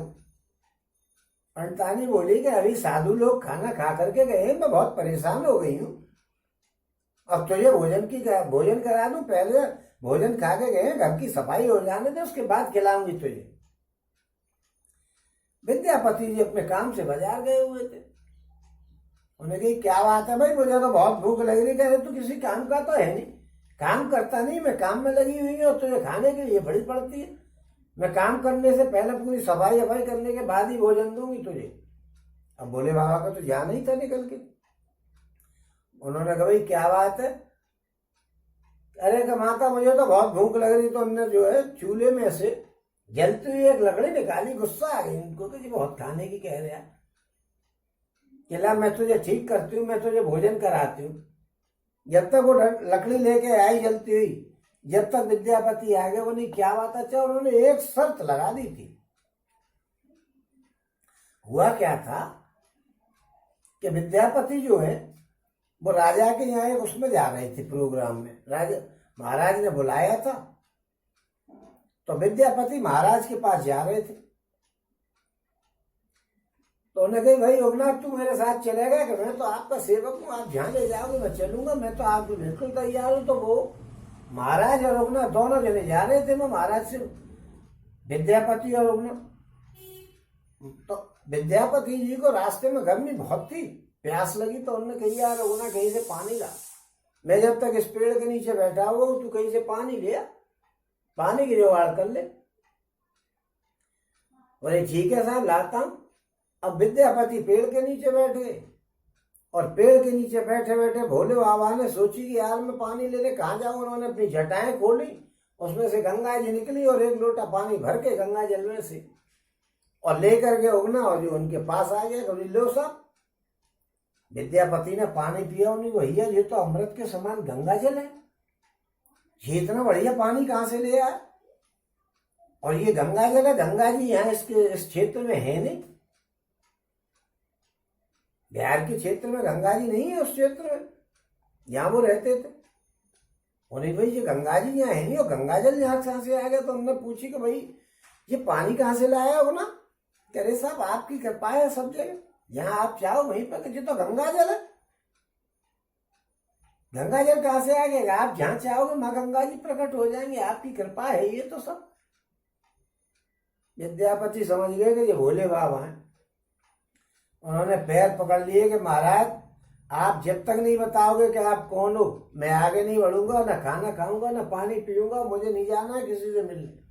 आप मुझे पहले ये बताओ कि बीमारी क्या है, ये पानी आप कहाँ से लाए हो। तो भोले बाबा अपने रूप में प्रकट हो गए। उन्होंने कहा भाई मैं तेरा इष्ट देव हूं, तू जिसकी पूजा करता है मैं वो ही हूं। मैं तो तेरे पत्नी की और तेरी सेवा से प्रसन्न होकर के और तेरे लिए यहाँ पे आया काम करने के लिए, तेरे घर पर नौकर बन के। अब वो पैरों में पड़ गया कि भगवान मैं कितनी बड़ी गलती कर गया कि आपको नौकर बना लिया, और ये वो 50 तरह से रोना फिपियाना चालू हो गया। जब भगवान ने कही कि यार तू परेशान क्यों है, अब चलो जल्दी से आगे चल रहे हैं और काम को कर रहे। तो बस भगवान अब आप मुझे कभी छोड़ के नहीं जाओगे। बोली देख भाई ऐसा है, मैं तेरे यहाँ नौकर बन के काम कर रहा हूँ, करता रहूंगा, लेकिन अगर तूने किसी को बताया कि ये उगना नहीं है भगवान है, उसी समय चला जाऊंगा। बोली ठीक है साहब। तो ये बात केवल विद्यापति जानते थे कि ये भगवान है, उनकी पत्नी को मालूम नहीं थी। जब पत्नी ने लेकर के लकड़ियों मारने के लिए प्रयास किया, स्वयं विद्यापति आ गए उसी समय, बाजार गए हुए थे कि जी क्या कर रही हो भगवान। करे जे खाने की जिद किए जा रहे हैं, मैं परेशान हो गई, सुबह से शाम को काम करते करते मेरे पैर ठंडा हो गए, और ये कह रहे हैं खाना खिला खाना खिला। मैं कह रही हूँ सफाई कर लेने के पहले घर की, किसी काम को करता नहीं, खाने की बात करता है। बोले भाग्यवान तो इसको मार रही है, जो कोई नौकर थोड़ा ही है कि नौकर नहीं है तो कौन है। कह रही जी हमारे भोले बाबा है, तो इनको मारने की सोच रही है। इतनी कहते ही भोले बाबा गायब हो गए। बोले भाई दोनों जने फिपियाने लगे, तो तुमने मुझे बताया क्यों नहीं था। कि भाई बताता मैं इसलिए नहीं बता रहा था कि इन्होंने मुझसे ये शर्त लगा दी थी कि मैंने बताया किसी को और ये गायब हो जाएंगे। अगर मैं पहले ही तुझे बता देता तो ये पहले ही गायब हो जाते, अब देख गायब हो गए, इसीलिए मैंने तुझे बताया नहीं था, नहीं पहले से ही गायब हो जाते, जो तो अब तक हमारे यहाँ रहते थोड़े ही। अब वो रोने लगे, फिपियाने लगे कि क्या करें, हम तो सुसाइड कर लेंगे, मर जाएंगे, ये कर देंगे वो कर देंगे। तो भोले बाबा प्रकट हो गए। कि भाई तुम अभी मरो मत, अभी तो तुम्हें काफी काम करना है, बहुत से भक्तों की सेवा करनी है, जीवन को अपने को काम करके बिताओ, कि आप हमें छोड़ करके अब कहीं जाओगे नहीं। नहीं देखो भाई, मैं अब तुम्हारे यहाँ उगना के नाम से तो बन के नौकरी तो करूंगा नहीं, मुझे औरों के भी यहाँ जाना है। अब तुम काम करो, जीवन यापन करो अपना, और अंत में सेवा करके भक्तों की और मेरे धाम को आ जाना। अब आप मेरी जो है वो स्थापना कर दो, मैं शिवलिंग के रूप में और तुम्हारे पास रह लूंगा। उन्होंने जो है वो शिवलिंग में आ गए भगवान जी, और लिंग की उसी जगह पे स्थापना कर दी। वो स्थापना उगना मंदिर के नाम से अब भी बिहार में मौजूद है। ये सही घटनाएं मैंने तो सुनी थी, पढ़ी थी कि सुनी थी, क्या हुआ था सुनी थी मैंने, इसलिए मैंने यहाँ दोबारा से उसको रिपीट किया है। ऐसे भोले बाबा हमारे भोले हैं कि नौकर बन के आ गए और मार खाने तक को तैयार है, और केवल इसलिए कि वो भक्तों की सेवा करते हैं। ये भक्तों के दोनों उदाहरण हैं कि भक्तों की सेवा से प्रसन्न होकर के भगवान, क्योंकि राम जी ने तो कई बार कहा कि भक्तों की सेवा करने से मुझे बड़ा सुख मिलता है, मेरी सेवा भले ही नहीं करे लेकिन भक्तों की सेवा करे मेरे लिए, तो मैं बड़ा प्रसन्न हो जाता हूँ। उसी बात को साबित करते हुए ये दोनों उदाहरण हैं। तो ऐसे वो सेवकों को सुख देने वाले कृपालु राम जी ने उनको मोहित कर दिया, फिर उनकी माया खींच ली तो वो प्रसन्न हो गए काकभूषण जी, और फिर उन्होंने सिर पर हाथ फेर दिया तो उनकी सारे दुख दूर हो गए। और उनकी पहले वाली प्रभुता को विचार करके के मेरे मन में बड़ा हर्ष हुआ, भारी हर्ष हुआ कि राम जी की प्रोग्राम बड़ा तगड़ा है। ओम प्रभु की भक्त वत्सलता देख करके भक्तों के प्रति प्रेम की बातें हैं। हम ऐसे भक्त बन जाए तो फिर क्या बात है, हम तो भक्त बनते ही नहीं, न बन सकते। प्रयास करने से सब काम हो जाता है। ओम प्रभु की भक्त वत्सलता देख करके काकभूषण जी कहते हैं कि मेरे हृदय में बहुत ही प्रेम उत्पन्न हो गया। फिर मैंने नेत्रों में जल भर करके, आनंद के नेत्रों में आनंद का जल भर करके और पुलकित होकर के और हाथ जोड़ करके बहुत प्रकार से भगवान की विनती करी भगवान से, और मेरे प्रेम युक्त वाणी सुनकर के और अपने दास को दीन जान करके रमा निवासी रामचंद्र जी सुखदायक गंभीर और कोमल वाणी से बोले। क्या बोले कि हे काकभूषण, तू मुझे अत्यंत प्रसन्न जान करके वर मांग ले। अणिमा आज अष्ट सिद्धियां, दूसरी सिद्धियां तथा संपूर्ण सुखों की खान मांग ले, मोक्ष मांग ले, यानी तू मोक्ष मांग ले मुझसे, कोई दिक्कत नहीं। और ज्ञान विवेक विरत विज्ञान मुन दुर्लभ गुण जी जगनाना, आज देहो सब संशय नाही, मांग जो तो है भाव मन माही। और सुन प्रभु वचन अधिक अनुराग मन अनुमान करन, तवा लागे प्रभु कह देन सकल सुख सही, और भगत अपनी देन न कही। और भगत हीन गुण सब सुख ऐसे, लवन बिना बहु व्यंजन जैसे, भजन हीन सुख करने कवने काजा, रस विचार बोले खगराजा। और भगवान जी ने कहा कि ज्ञान मांग ले, वैराग्य मांग ले, मोक्ष मांग ले, संपूर्ण रिद्धियां सिद्धियां मांग ले, ज्ञान विज्ञान वैराग्य सब कुछ मांग ले। वे अनेकों गुण मांग ले जो जगत में मुनियों के लिए दुर्लभ है, वो मैं तुझे दे दूंगा। जो कुछ मांगे सो मांग बता, ये सब मैं आज तुझे दे दूंगा, इसमें कोई संदेह नहीं है। तेरे मन में भाव है सो मांग ले। प्रभु के वचन सुनकर के मैं बहुत ही प्रेम में भर गया। तब मैंने अनुमान लगा करके कहा, मैंने अनुमान लगाया कि प्रभु ने मुझे सारी सुख संपत्ति देने की बात करी है, ये तो सत्य है, परंतु अपनी भक्ति देने की बात नहीं करी है। ये ले ले, सिद्धि ले ले, वो ले ले, ये कर ले, वो कर ले, लेकिन यो नहीं कही है कि तू मेरी भक्ति ले ले। और भक्ति से रहित सब गुण और सब सुख वैसे ही फीके हैं जैसे नमक के बिना भोजन बेकार। जब तक ज्ञानी हो, वैरागी हो, भक्त नहीं है भगवान का, तो उसके ज्ञान वैराग सब धरे ही रह जाते। भगवान को तो भक्ति प्यारी। ओम भजन से रहे सुख किस काम का, भजन ही नहीं करोगे तो फिर सुख आपको मिलेगा ही नहीं। कभी हमको सुख मिल नहीं सकता बगैर भजन के। ओम हे पक्षीराज गरुड़, ऐसा विचार करके मैंने भगवान जी से कहा, क्या कहा कि जो प्रभु हो प्रसन्न बर देहु, मोह पर करो कृपा अरुणेहु, मन भावत बर मांगो स्वामी, तुम उदार और अंतर्यामी। ओ अविरल भगत विशुद्ध तव, श्रुत पुराण जो गाव, जय खोजत जोगी समुनि, प्रभु प्रसाद को पाओ। ओम हे प्रभु, यदि आप प्रसन्न होकर के मुझे वर देना ही चाहते हैं और मुझ पर कृपा करना ही चाहते हैं और स्नेह करते हैं, तो हे स्वामी मैं अपना मन का भाया हुआ वर मांगना चाहता हूँ। आप दे रहे हो वो तो ठीक है, लेकिन मैं अपने मन की बात मांगना चाहता हूँ। क्या मांगना चाहते हो कि आप उदार हैं और आपके हृदय के भीतर की बात को आप जानने वाले हैं। और आपकी जिस प्रगाढ़ एवं विशुद्ध, यानी विशुद्ध यानी अनन्य निष्काम, उसको कहते हैं विशुद्ध, कोई कामना नहीं हो उसमें, भक्ति को श्रुति और प्राण गाते हैं कि आपकी भक्ति सबसे बढ़िया चीज है, जिसे योगेश्वर मुनि खोजा करते हैं कि हम भगवान के भक्तों की लिस्ट में आ जाएं। और प्रभु की कृपा से कोई बिरला ही उसे प्राप्त कर पाता है।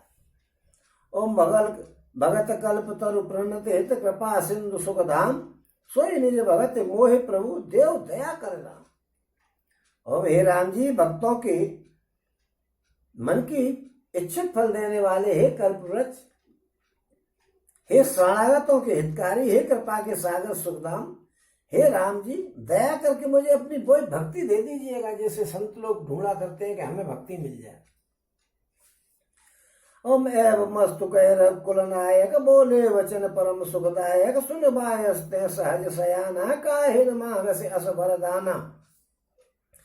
और सब सुख खाने भगत के तय मागी, नहीं जगत जो को तो सम बड़ भागी, जो मुनि कोट जतन नहीं ले, जे जप जोग अनल तन दही।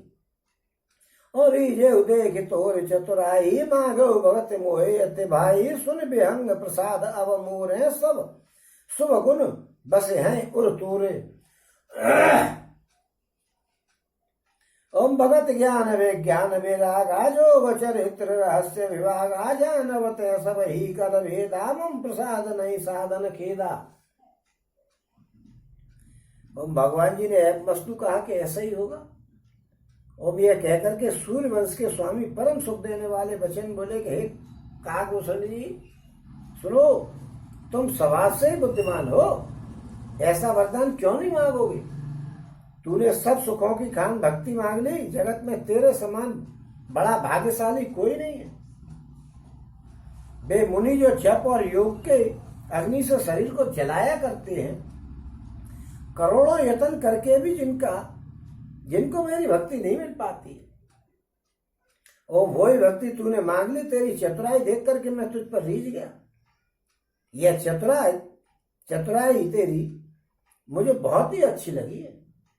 हे पक्षी सुन, मेरी कृपा से अब समस्त शुभ गुण तेरे हृदय में बसेंगे। और भक्ति ज्ञान वैराग्य विज्ञान योग मेरी लीला है और उनके रहस्य तथा विभाग, इन सब के भेद को तू मेरी कृपा से कुछ ही समय में जान जाएगा। तुझे साधन का कष्ट भी नहीं होगा, साधन करने में किसी प्रकार की परेशानी नहीं होगी। ओ माया संभव ब्रह्म सम, अब न व्यापहि तोय, जान सु ब्रह्म अनादि अज, अगुण गुना कर मोहे। ओ मोहे भगत प्रिय संतत, अस विचार सुन काग, काय वचन मन मम पद, करे सु अचल अनुराग। ओ माया से उत्पन्न सब भ्रम अब तुझको कभी नहीं व्यापेंगे। मुझे अनादि अजन्मा अगुण यानी प्रकृति के गुणों से रहे और गुणों की खान ब्रह्म जान। हे काक सुन, मुझे भक्त निरंतर प्रिय हैं। अभी मैंने आपको बताया सुनाया किस्सा, भक्त प्रिय है, प्रिय जब तो नौकर बन के आ गए। और ऐसा विचार करके शरीर मन और वचन से मेरे चरणों में अटल प्रेम करना। और अवसुनि परम विमल मन मम वाणी सत्य सुगम निगम आदि बकानी निज सिद्धांत सुनावऊं तो ही सुनि मम धर्म सब तज भज मोही और मम माया संभव संसारा जीव चराचर विविध प्रकारा सब मम प्रिय सम सब मम उपजाए सब ते अधिक मनुज मोहि भाई और तिन मह दुज दुज मैं श्रुतधारी तिन मह निगम धर्म अनुसारी तिन मह विप्र विरक्त मुनि ज्ञान पुनि ज्ञानी ज्ञान उते अति प्रिय विज्ञानी और तिन ते पुनि मोहि प्रिय निज दासा जय गति मोर न दूसरे आशा पुनि पुनि सत्य कहूं तो पाही मोह सेवक सम प्रीत को नाई मोह सेवक सम प्रिय को नाई ओम भगतहीन विरंच किन ओम भगतहीन विरंच किन होई सब जीवन सम प्रिय मोह सोई भगत बंत अति नीच प्राणी मोहे प्राण प्रिय अस मम वाणी। राम जी बोले कि अब मेरी सत्य सुगम वेदों वेद आदित्य के द्वारा वर्णित परम निर्मल वाणी को सुन। मैं तुझको अपना सिद्धांत सुनाता हूं, सुन करके मन में धारण करके सब तज करके मेरा भजन कर। यह सारा संसार मेरी माया से उत्पन्न है, इसमें अनेकों प्रकार के चराचर जीव हैं, वे सभी मुझे प्रिय हैं क्योंकि मेरे उत्पन्न किए हुए हैं सब। किंतु मनुष्य मुझको उन सब में अच्छे लगते हैं। उन मनुष्यों में भी द्विज यानी मनुष्यों में भी ब्राह्मण अच्छे लगते हैं और ब्राह्मणों में भी वेदों को धारण करने वाले जो वेदों के ज्ञाता हों वो ब्राह्मण मुझको अच्छे लगते हैं। और उनमें भी वेदोक्त धर्म पर चलने वाले, वेदों को जानते हैं मगर उस पर चलते नहीं। हमने राम जी की कथा सुनी कि किसी को सताना नहीं चाहिए, लेकिन हम दिन भर सताने का ही काम करते हैं। वेदों के जानने वाले हो गए, राम जी की कथा को जानने वाले हो गए, लेकिन चलने वाले नहीं हुए। पहले उनको ब्राह्मण पसंद है, फिर उसकी कथा को जानने वाले पसंद है, उनके गुणों को। और उनसे भी ज्यादा जो कथा को सुनकर के उस पर चलने वाले हैं वो उनको पसंद है। धर्म पर चलने वाले और उनमें भी विरक्त वैराग्यवान मुझको प्रिय, जिन्होंने दुनिया छोड़ रखी है। वैराग्यवानों में फिर ज्ञानी, और ज्ञानियों से भी अत्यंत प्रिय मुझे विज्ञानी है, जो खोज कर करके सब कुछ निकाल लेते हैं। ऐसे विज्ञानी मुझको पसंद है। और विज्ञानियों से भी प्रिय मुझे अपना दास लगता है। सबने विज्ञानियों से भी प्रिय मुझे दास लगता है, जिसे मेरी गति है, यानी मेरा ही आश्रय है, कोई दूसरी आशा है ही नहीं, जो मेरे भरोसे है। भगवान भरोसा भारी चाहे बिक जाए लूटा थारी। और मैं तुमसे बार बार अपना सिद्धांत कहता हूं कि मुझे अपने सेवक के समान प्यारा कोई नहीं है। अभी मैंने बताया कि सेवक के लिए नौकर बन के आ जाते हैं।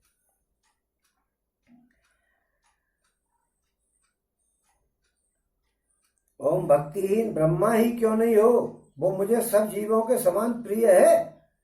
भक्तिहीन ब्रह्मा ही क्यों नहीं हो, वो मुझे सब जीवों के समान ही प्रिय है। परंतु भक्तिमान अत्यंत नीच भी प्राणी मुझे प्राणों के समान प्रिय है। भक्तिमान जो जितने भी जीव हैं मुझे प्यारे तो सभी लगते हैं, लेकिन जो भक्तिहीन है वो भी प्यारे लगते हैं। लेकिन जो भक्ति में खोया हुआ है वो तो चाहे कितना भी नीच हो वो भी मुझे बहुत प्यारा लगता है। सबसे प्यारा वही लगता है, चाहे वो नीच हो। और ये बात उन्होंने पहले ही साबित कर दी है कि गुहा को उन्होंने अपने बराबर में बैठा लिया था। गुहा जबकि उसके बारे में ये बताया जाता था कि उसकी परछाई अगर किसी आदमी पर पड़ जाए तो उसको नहाने का वेदों में विधान बताया गया है। और सबरी को उन्होंने झूठे फल खाए थे। ये भक्तों के हिसाब किताब नहीं है तो और क्या है। और अभी मैंने जो कथा सुनाई, आपको सच्ची घटना बताई, वो भगवान जी नौकर बन के आए। ये भक्ति के लिए प्रेम नहीं है तो और क्या है। ओ सुच सुशील सेवक सुमित प्रिय कहो काहे न लाग, सुत पुराण कह नीत ऐसे सावधान सुनिकार। ओम पवित्र सुशील और सुंदर बुद्धि वाला सेवक, बता किसको प्यारा नहीं लगा। इस सेवा में लगा रहे आदमी, कोई नौकर भी होगा बिल्कुल चाहे जैसे सेवा करने वाला हो तो वो तो सबको प्यारा लगेगा। तो ये भगवान को प्यारा लग रहा है, इसमें कौन सी ऐसी बात है। ओम वेद और पुराण ऐसा ही नीति कहते हैं। हे काग, सावधान होकर के सुनो, क्या कहते हैं वेद और पुराण।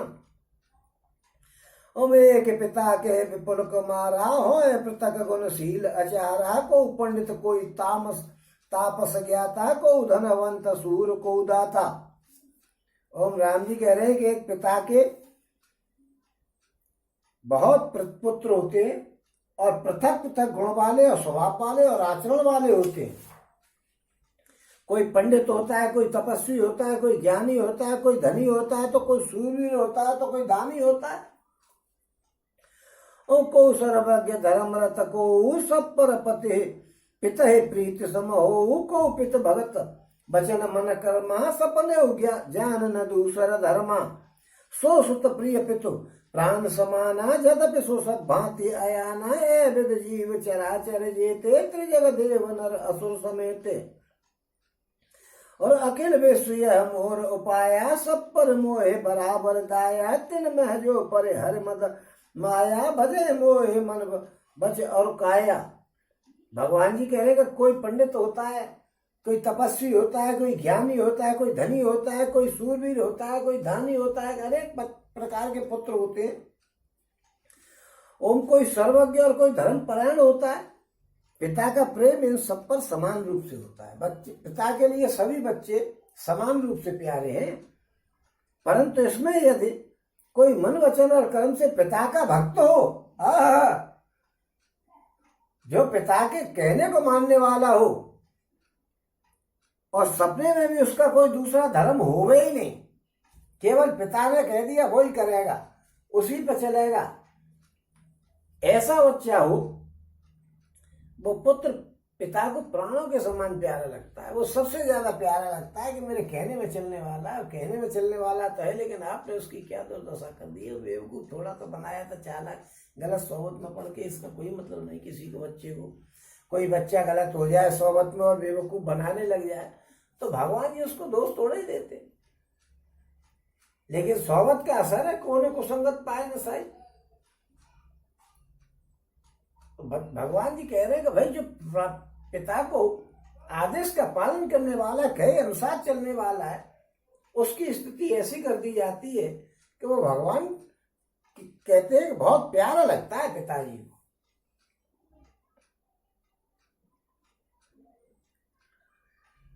और इस प्रकार पशु पक्षी देव मनुष्य असुरों समेत जितने भी चेतन और जड़ जीव है, यह संपूर्ण विश्व मेरा ही पैदा किया हुआ है।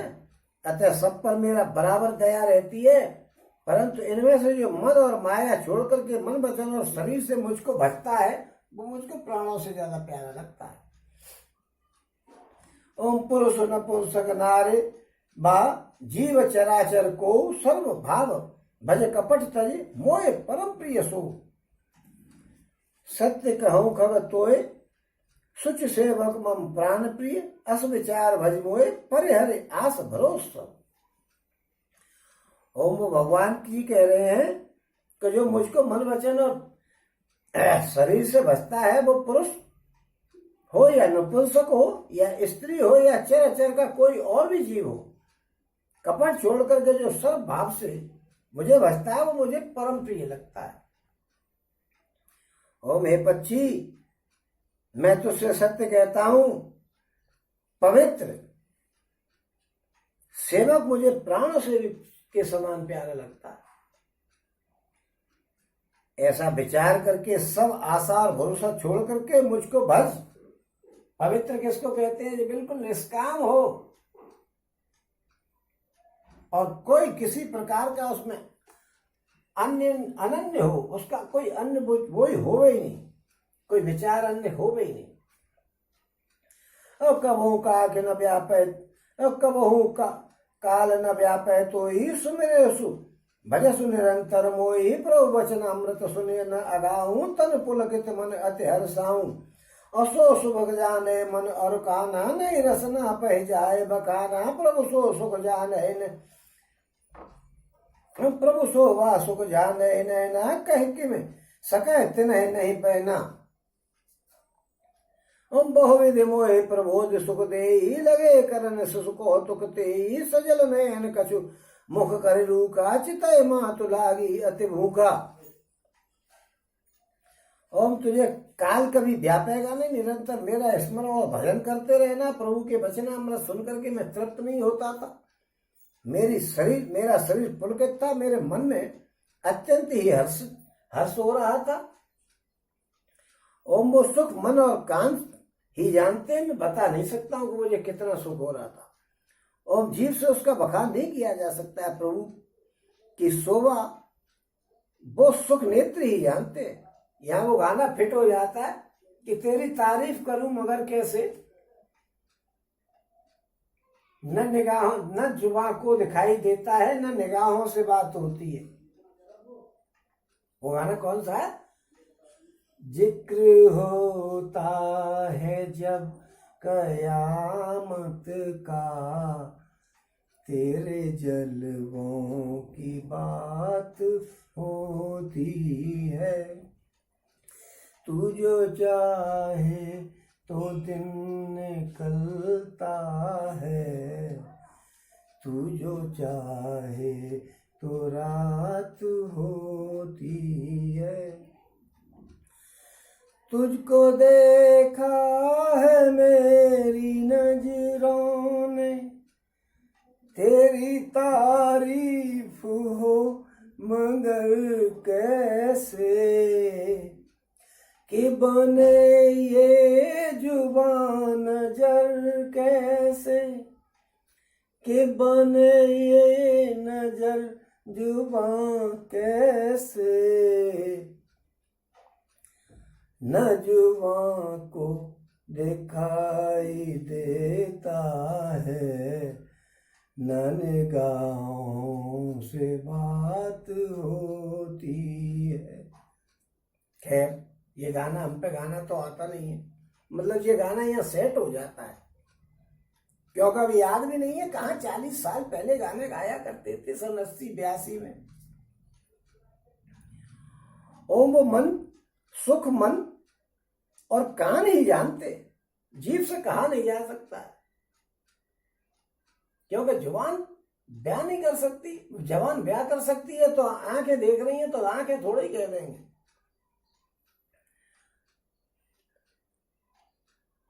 प्रभु की शोभा का वो सुख नेत्र ही जानते हैं, पर वे कह कैसे सकते हैं क्योंकि उनके तो वाणी नहीं होती। गाना बिल्कुल फिट है साहब। न जुबां को दिखाई देता है, न निगाहों से बात होती है। जिक्र होता है जब कयामत का, तेरे जलवों की बात होती है। कोई कह नहीं सकता। गाने में थोड़ा भावुक सा हो गया इसलिए गाना बिगड़ गया। पहले से तैयार कर लेता गाने को तो बहुत बढ़िया लगता। और मुझे बहुत प्रकार से भांति भांति से समझा करके और सुख दे करके प्रभु फिर वही बालकों के जैसे खेल करने लग गए। नेत्रों में जल भरे आया और मुख को कुछ रूखा सा बना करके उन्होंने माता की ओर देखा कि मुझे बहुत भूख लग रही है। यह देख करके माता तुरंत उठ करके दौड़ी और कोमल वचन कह करके उन्होंने श्री राम जी को छाती से लगा लिया और वे गोद में लेकर के उन्हें दूध पिलाने लग गई और श्री रघुनाथ जी की ललित लीलाओं को गान करने लग गई। और जय सुख लागे पुरारी अशुभ बेसकृत शिव सुखद, अवधपुरी नर नारी ते सुख मनहु संतत मगन। और जिस सुख के लिए सबको सुख देने वाले करुणा रूप त्रिपुरारी शिव जी ने अशुभ भेष धारण कर लिया। देखिए, जिस सुख के लिए सबको सुख देने वाले करुणा रूप त्रिपुरारी शिव जी ने अशुभ भेष धारण कर लिया, उस सुख में अवधपुरी के नर नारी निरंतर निमग्न रहते हैं। कई अशुभ भेष भोले बाबा ने धारण किए।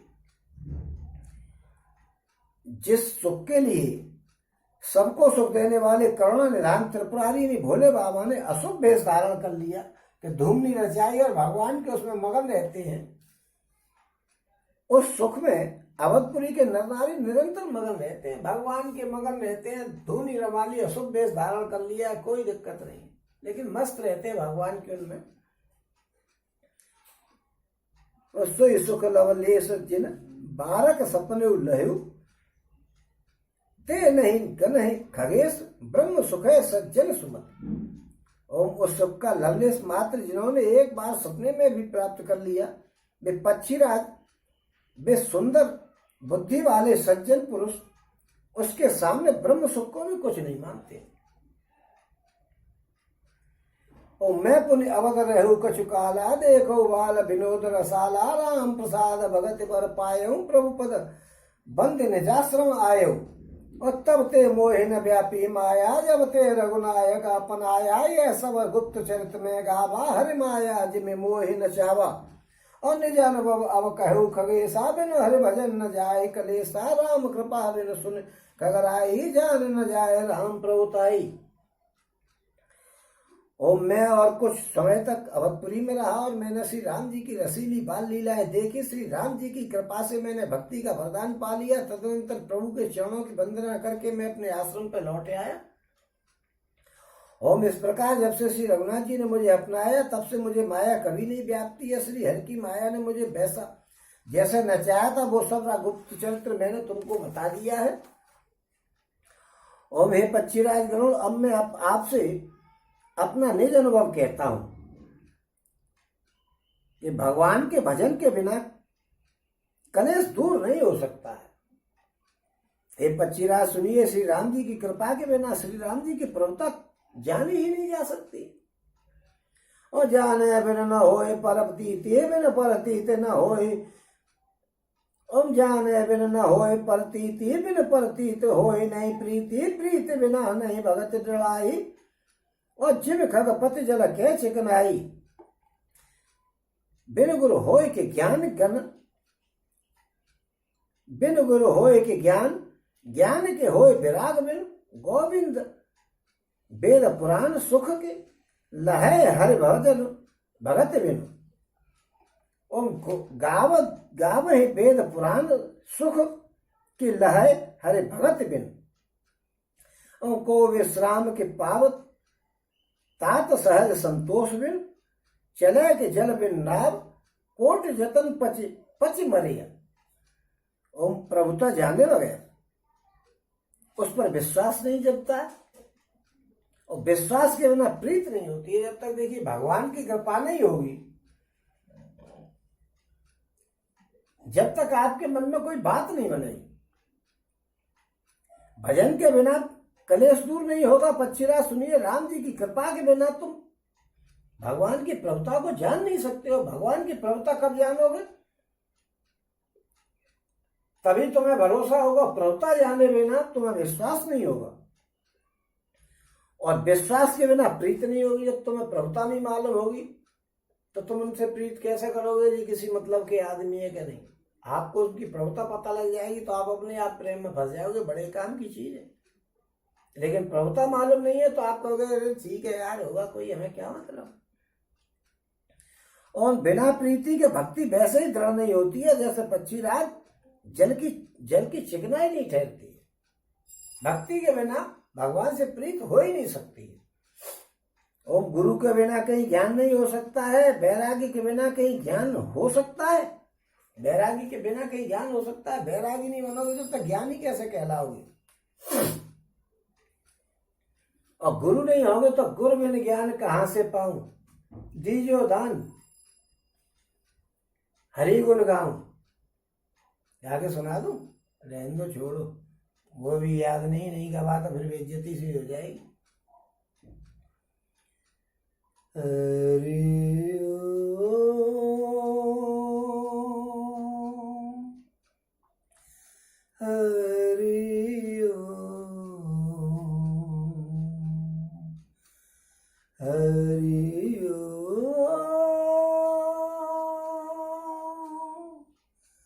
हरि ओम।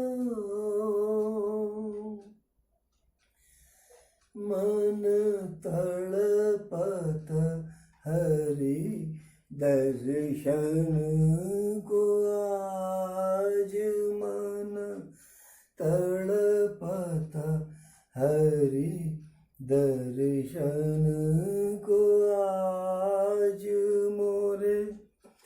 तुम बिगड़े सगरे काज, हो बिनती करत हूँ रखियो लाज, मन तड़पत हरि दर्शन को आए।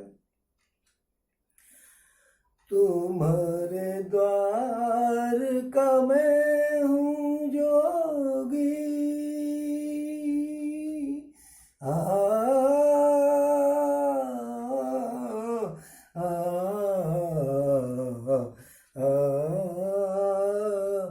तुम्हारे द्वार का मैं हूँ जोगी, हमारी ओर नजर कब होगी, सब मुनि गुण जन पर तुम्हारा राज, तड़पत हरि दर्शन को आज। बिन गुरु ज्ञान कहाँ ते पाऊं,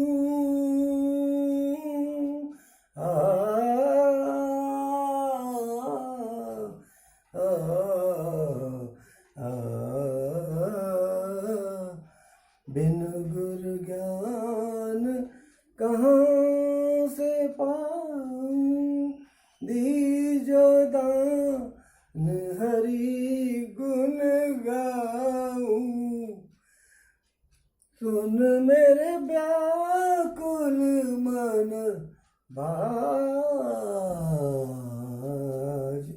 तड़पत हरि दर्शन को आज। भाई साहब मेरा क्षमा करें, कथा कहते कहते 3-4 महीने से कह रहा हूँ तो गला मेरा जरा कर्रा हो गया, तो उसकी कोमलनेस जरा गायब हो गई है। नहीं तो इस गाने को तो मैंने बहुत गाया है स्टूडेंट लाइफ में, अब मेरी आवाज नहीं निकल रही है, इसके लिए मुझे क्षमा करें। मैंने तो वैसे ही प्रयास कर लिया, गुरु की बात सुन करके गुरु का गाना ध्यान आ गया।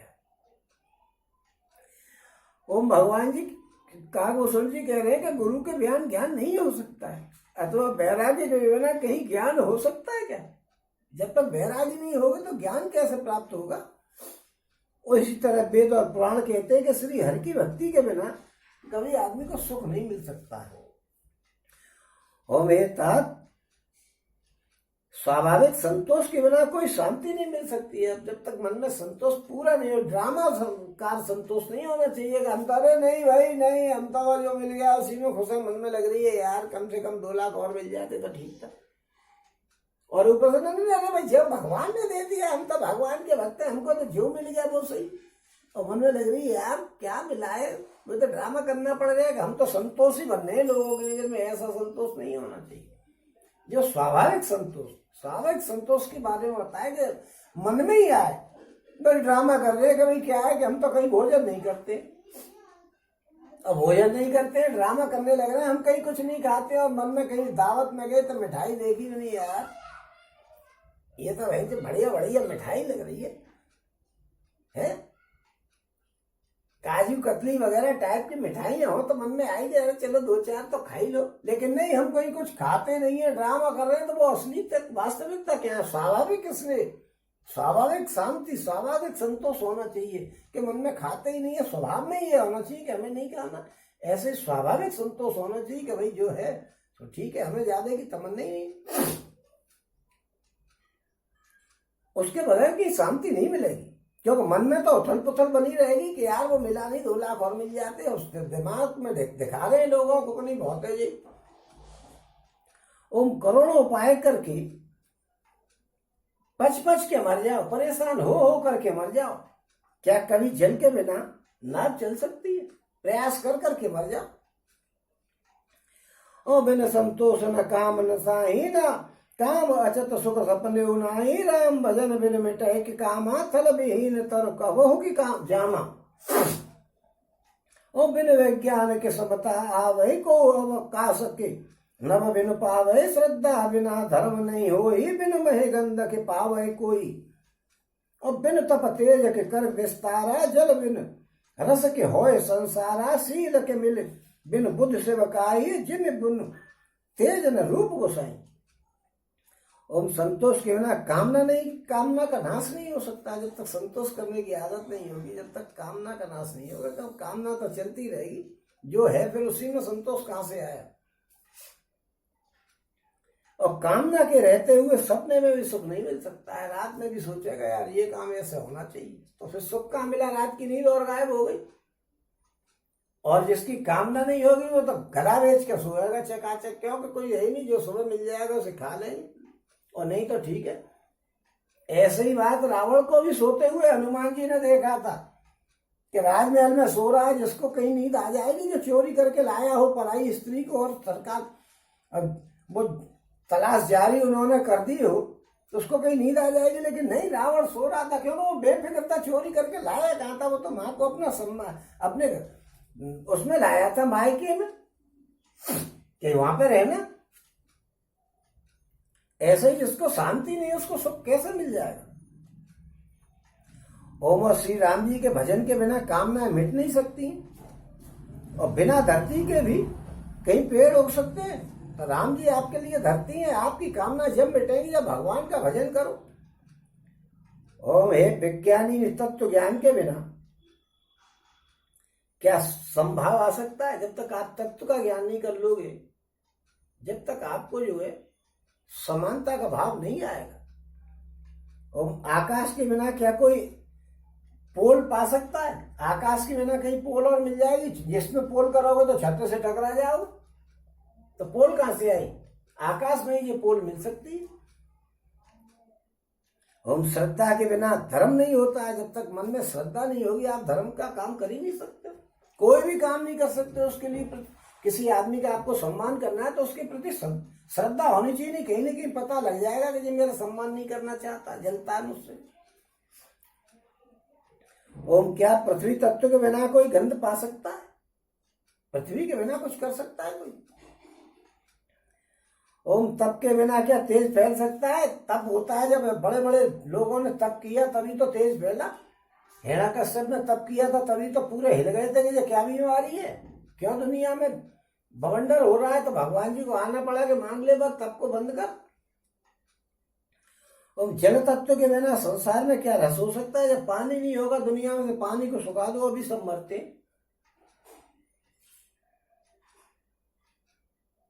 पंडित जनों की सेवा बिना क्या कोई सदाचार को प्राप्त कर सकता है। पंडित जनों की सेवा के बिना कोई कुछ प्राप्त कर सकता है। सदाचार की बातों को, पंडितों की सेवा भैया बहुत जरा ध्यान रखना। भगवान जी बार बार कहीं बीच बीच में लाकर रख देते हैं कि पंडितों का ध्यान रखना। ओम हे गोसाई, जैसे बिना अग्नि तत्व के रूप नहीं मिलता है, ऐसे ही आपको कहीं सुख और शांति मिलेगी नहीं भगवान के भजन के बिना। और निज सुख बिना मन होए के धीरा, और परस के होए विहीन समीरा। कवनो सिद्ध के बिन विश्वामा, ओम कवनो सिद्ध के बिन विश्वासा। बिन हरि भजन न भव भय नासा। ओम निज सुख यानी आत्मा का आनंद के बिना क्या कभी मन स्थिर हो सकता है। आत्मा का आनंद आपके मन में नहीं होगा तो आपका कभी मन स्थिर ही नहीं होगा। कभी इधर भटकेगा तो कभी इधर भटकेगा। और वायु तत्व के बिना क्या स्पर्श हो सकता है। अगर हवा नहीं चले, वायु का जो तत्व है वो अगर नहीं हो शरीर में स्थित, तो आपको पता कैसा लगेगा कि कोई चीज है कि नहीं है। ओम क्या विश्वास के बिना कोई भी सिद्धि हो सकती है। आपको मंत्र में विश्वास नहीं है और सिद्धि करने बैठे, मन में लग रही है यार ये मंत्र से सिद्धि होगी कि नहीं, होगी कि नहीं, होगी कि नहीं, तो कैसे हो जाएगी। क्योंकि पूरी पहले तो विश्वास कीजिए, आंख मीच के विश्वास करिएगा। क्योंकि जिस आदमी को विश्वास होता है उससे भगवान बड़े प्रसन्न होते हैं। मैंने उस दिन वो सुनाया नहीं था, उसको विश्वास था कि गंगा जी में स्नान करने से आदमी पवित्र हो जाता, तो वो भोले बाबा को बचा करके ले आया। गंगा जी में डूबा, दुनिया भर का पापी था। उसमें लोगों ने उससे कही कि तूने कैसे बचा लिया भोले बाबा को। कभी भाई गंगा जी में स्नान करने से जो पाप खत्म हो जाते हैं, मेरे पाप खत्म, मैं भोले बाबा को बचा लाया। तो नहीं, विश्वास होना चाहिए। मन में विश्वास ही नहीं है अगर आपको, तो हम क्या कर सकते हैं। ये विश्वास की तो कथाएं हैं कि ये भोले बाबा के और कन्हैया जी के और राम जी के जो विश्वास किया जा रहा है, जब भी तो उन पे आदमी लगा रहता है कि मुझे विश्वास है कि राम जी को उस दिन मैंने कथा सुनाई थी कि वो वहां सीता जी पर अपनी रक्षाबंधन की वो राखी बंधवाने पहुंच गया था वो बच्चा। विश्वास था, जब भी तो भोले आदमियों का विश्वास होता है, फरेबों का कुछ नहीं होता।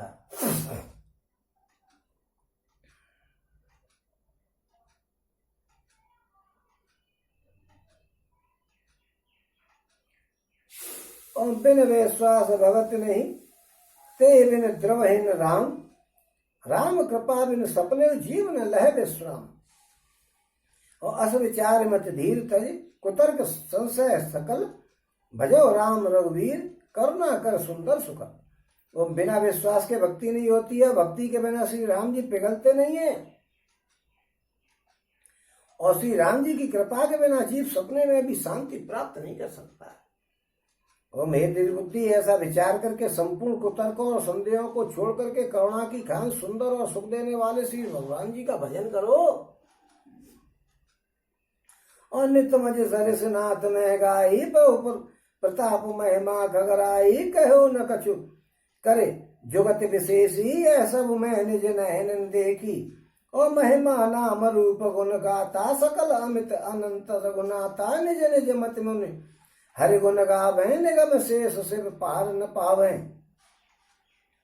और एक चिराज, हे नाथ, मैंने अपना बुद्धि के अनुसार प्रभु के प्रताप और महिमा का गान किया है। मैंने इसमें कोई अपनी बात युक्ति जोड़ करके नहीं बताई है, बढ़ा चढ़ा करके नहीं कही है, ये सब अपनी आंखों से देखा है। श्री रघुनाथ जी की महिमा, नाम रूप और गुणों की कथा सभी अपार एवं अनंत है, तथा रघुनाथ जी स्वयं भी अनंत है। मुनिगण अपनी बुद्धि के अनुसार श्री हरि के गुण गाते हैं, वेद शेष और शिव जी भी उनका पार नहीं पा सकते हैं। और तुम्हें आदि खग मसक प्रजंता नभ, उड़ाए नए पावे अंता, तिम रघुपति महिमा अवगाह, तात कमों को पावन के पावक था। और राम काम सतकोट सुभंग तनु, और राम काम सतकोट सुभग तनु, दुर्गा कोट अमित अरिमर्दन, शक्र कोट सत सरस विलासा, और नव सतकोट अमित अवकाशा। आपसे लेकर के मच्छर पर्यंत सभी बड़े बड़े और छोटे बड़े सब प्रकार के जीव आकाश में उड़ते हैं, किंतु आकाश का कोई अंत नहीं प्राप्त कर सकता है। इसी प्रकार हेतात श्री रघुनाथ जी की महिमा का अथाह समुद्र है महिमा, क्या कभी कोई उसका पार पा सकता है? ओम श्री राम जी का अरबों कामदेवों के समान सुंदर शरीर है, वे अनंत कोटि दुर्गाओं के समान है। ओम शत्रु नाशक है, दुर्गाओं के समान शत्रु नाशक है, कोटि कोटि हजारों करोड़ों दुर्गाओं के समान। और अरबों इंद्रों के समान उनका ऐश्वर्य है, और अरबों आकाशों के समान उनमें अनंत स्थान है। अमृत कोटि शत विपुल बल, रवि शत कोटि प्रकाश, शशि शत कोटि सुशीतल, समन सकल भवत्रास। और काल कोटि शत बल सरिस अति, दुस्तर दुर्ग तुरंत, धूम केतु शत कोटि सम, दुराधरस भगवंत। अरबों पवन के समान उनमें महान बल है, अरबों खरबों सूर्यों के समान प्रकाश है, अरबों चंद्रमाओं के समान भी शीतल है, और संसार के समस्त भयों का नाश करने वाले हैं। ओम अरबों कालों के समान में अत्यंत दुस्तर दुर्गम और दुरंत है, वे भगवान अरबों धूमकेतुओं के समान अत्यंत प्रबल है। धूमकेतु कहते हैं पुच्छल तारा को। और प्रभु अगाध सत्य कोट पताला, और समन कोट सत सरस कराला, तीर्थ अमित कोट सम पावन, नाम अखिल अग पूग न सावन। ओम हेमगिर कोट अचल रघुवीरा, सिंधु कोट सत सम गंभीरा, कामोदयन सत कोट समाना, सकल कामदायक भगवाना। और शारद कोट अमित चतुराई, विधि सत कोटि सृष्टि निपुणाई, विष्णु कोटि सम पालन करता, रुद्र कोटि सत सम संहर्ता। और धनद कोटि सत समस्त धनवाना माया कोटि प्रपंच निधाना भार धरन सत कोटि ऐसा निरविद निरपम प्रभु जगदीशा।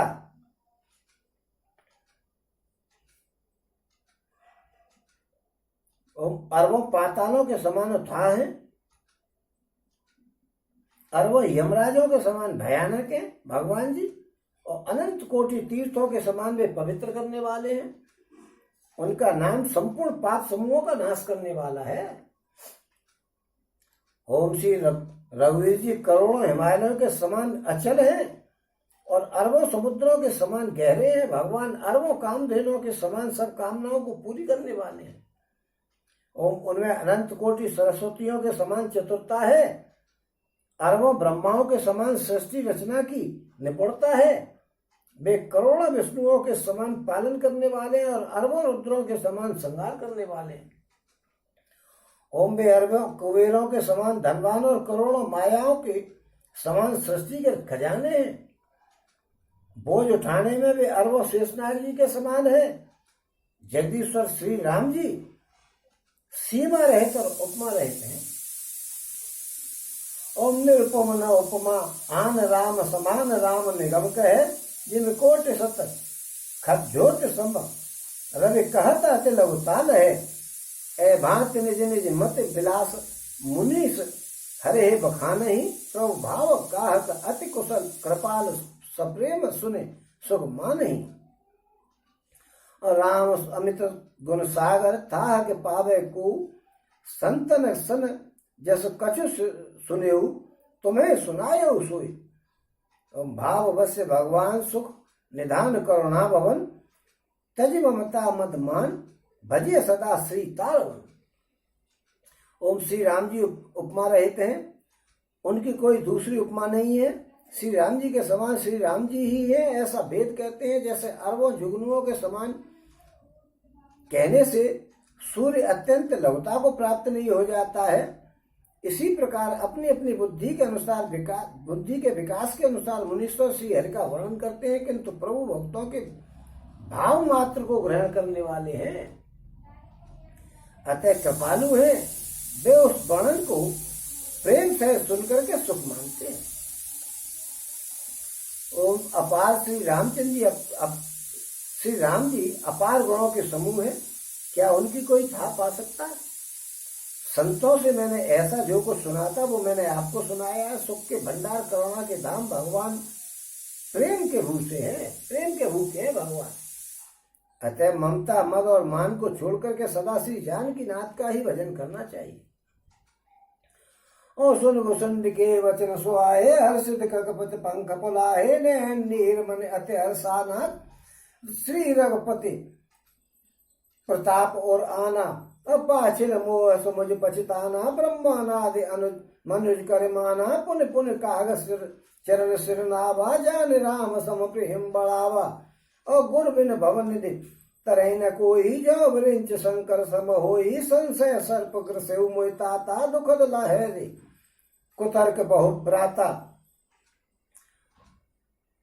ओम भूषण जी के सुंदर वचन सुनकर के पक्षी राज ने हर्षित होकर के अपने पंख फुलाए, ये प्रसन्न हो गए। वो क्या वाह साहब, क्या बात सुनी। और उनके नेत्रों में प्रेम के आंसू आ गए और मन अत्यंत हर्षित हो गया। उन्होंने श्री रघुनाथ जी का प्रताप हृदय में धारण कर लिया। वे अपने पिछले मोह को समझ करके यानी याद करके पछताने लगे कि मैंने भगवान को साधारण आदमी समझा। और मनुष्य गरुड़ जी ने बार बार कागभूषण जी के चरणों में सिर नवाया और उन्होंने श्री राम जी के समान ही जान करके बड़ा प्रेम बढ़ाया। ओम गुरु के बिना कोई भवसागर से पार नहीं जा सकता है, चाहे वो ब्रह्मा जी हो या शंकर जी के समान ही क्यों नहीं हो। हे तात, मुझे संदेह रूपी सर्प ने डस लिया था और बहुत सी कुतर्क रूपी दुख देने वाली लहरें आ गई थी।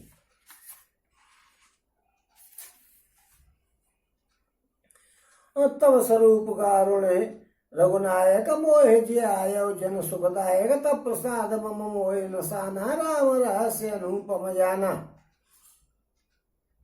हम आपके स्वरूप रूपी गारुड़ी यानी सांप का विष उतारने वाले को कहते हैं गारुड़ी।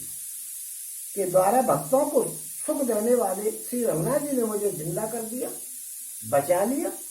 आपकी कृपा से मेरा मोह नाश हो गया, मैंने श्री राम जी का अनुपम रहस्य जान लिया।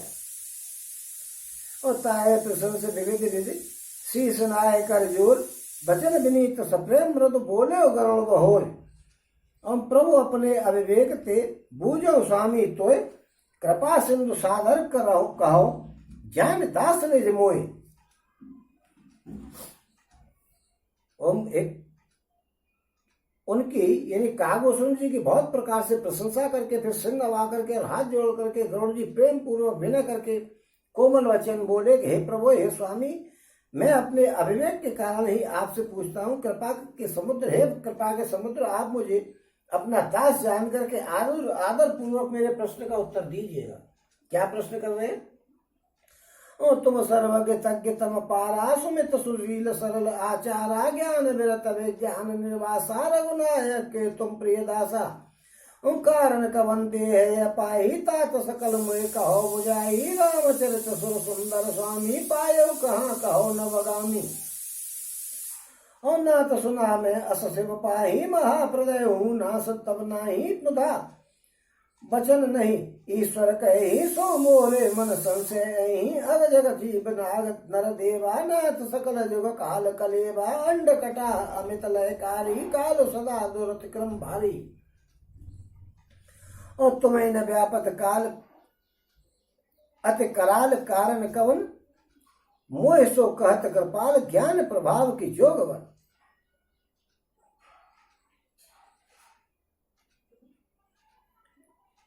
ओम हे प्रभु, अब आप सब कुछ जानने वाले हैं, तत्व के ज्ञाता हैं, अंधकार से परे हैं, उत्तम बुद्धि से युक्त तो शील सुशील आचरण वाले, ज्ञान वैराग और विज्ञान के धाम और रघुनाथ जी के प्रिय दास हैं। आपने एक काक शरीर किसके कारण से प्राप्त किया? तब समझा करके मुझसे का कहिए, हे स्वामी, हे आकाशगामी, यह सुंदर रामचरितमानस आपने कहाँ पाया? सो कहिएगा, हे नाथ, मैंने शिव जी से ऐसा सुना है कि प्रलय काल में भी आपका नाश नहीं होता है। और हे ईश्वर के भक्त जी, शिव जी कभी झूठ नहीं बोलते। वो मेरे भी मन में ये संदेह हो गया कि ऐसा क्या हो गया कि आप प्रलय काल में नहीं जानते। इस बात का भी मेरे मन में संदेह, भोले बाबा कभी झूठ नहीं बोलते, लेकिन बात समझ में नहीं आ रही। क्योंकि हे नाथ, नाग मनुष्य देवता चर अचर जीव तथा सारा जगत काल का कलेवा है। असंख्य ब्रह्मांडों का नाश करने वाला काल सदा बड़ा ही अनिवार्य है, सबके लिए आता है। ओम अत्यंत भयंकर काल आपको नहीं व्यापता है, क्या कारण है? हे कृपालु, मुझे कहिएगा, यह ज्ञान का प्रभाव है, यह योग का बल है। प्रभु तब आश्रम आए, मोर मोह भ्रम भाग, कारण कवन सुनाथ सब कहूं सहित अनुराग। हे प्रभु, कहो सहित अनुराग। हे प्रभु, आपके आश्रम में आते ही मेरा मोह और भ्रम भाग गया था, इसका क्या कारण है? हे नाथ, यह सब प्रेम सहित मुझसे कहिएगा। ओम गरुण गिरा सुने हर्ष उकागा, बोले उमा परम अनुरागा, धन्य धन्य तब मते उरगारी, प्रश्न तुम्हारे मोहे अति प्यारी, सुन तब प्रश्न सप्रेम सुहाई, बहुत जन्म के सुधि मोहे आई, सब निज कथा कहूँ मैं गाई, तात सुनो सादर मन लाई। और जप तप मख समदम व्रत दाना, विरत विवेक जोग विज्ञाना, सब कर फल रघुपति पद प्रेमा, ते बिन को न पावे क्षेमा। और ए तनु राम भगत में पाई, ताते मोहि ममता अधिकाई, ते जे ते कछु निज स्वार्थ होई, ते पर ममता कर सब कोई। ओम हे उमा, भोले बाबा कह रहे कि हे उमा, गरुड़ जी की वाणी सुनकर के काकभूषण जी हर्षित हो गए और परम प्रेम से बोले कि हे सर्पों के शत्रु, आपकी बुद्धि धन्य है, धन्य है। आपने मुझसे जो प्रश्न किया है वो बहुत ही प्यारा लगा है। आपके प्रेम युक्त तो सुंदर प्रश्न को सुनकर के मुझे अपने पुराने जन्मों की याद आ गई है। मैं अपनी सब कथा विस्तार से कहता हूँ। हे तात, आदर पूर्वक सुनिएगा मन लगा करके। अनेक जप यज्ञ सम कहते हैं मन को रोकना, और दम यानी इंद्रियों का दमन करना, व्रत दान वैराग्य विवेक योग विज्ञान आज सबका फल श्री रघुनाथ जी के चरणों में प्रेम होना ही है। इसके बिना कोई कल्याण नहीं पा सकता है। और मैंने इसी शरीर से श्री राम जी की भक्ति प्राप्त की है, इसी से इस पर मेरी ममता अधिक है, जिससे अपना कुछ स्वार्थ होता है उस पर सभी कोई प्रेम करता है। ओम पन्निगार असनीत श्रुत सम्मत सज्जन कहे, अति नीचो सन प्रीत करे आन निज परम हित। श्रुति सम्मत सज्जन करे पन्निगार असनीत करिए जान निज परम हित। अति नीचो सन प्रीत सियावर रामचंद्र पर जय शरणम शंकर हरि ओम। जय जय सिया राम, जय जय हनुमान हरि की जय। ओम मंगल भवन मंगल हारी देवो सुदर्शन तजर बिहारी दीन दयाल संभारी हरो नाथ बम संकट भारी।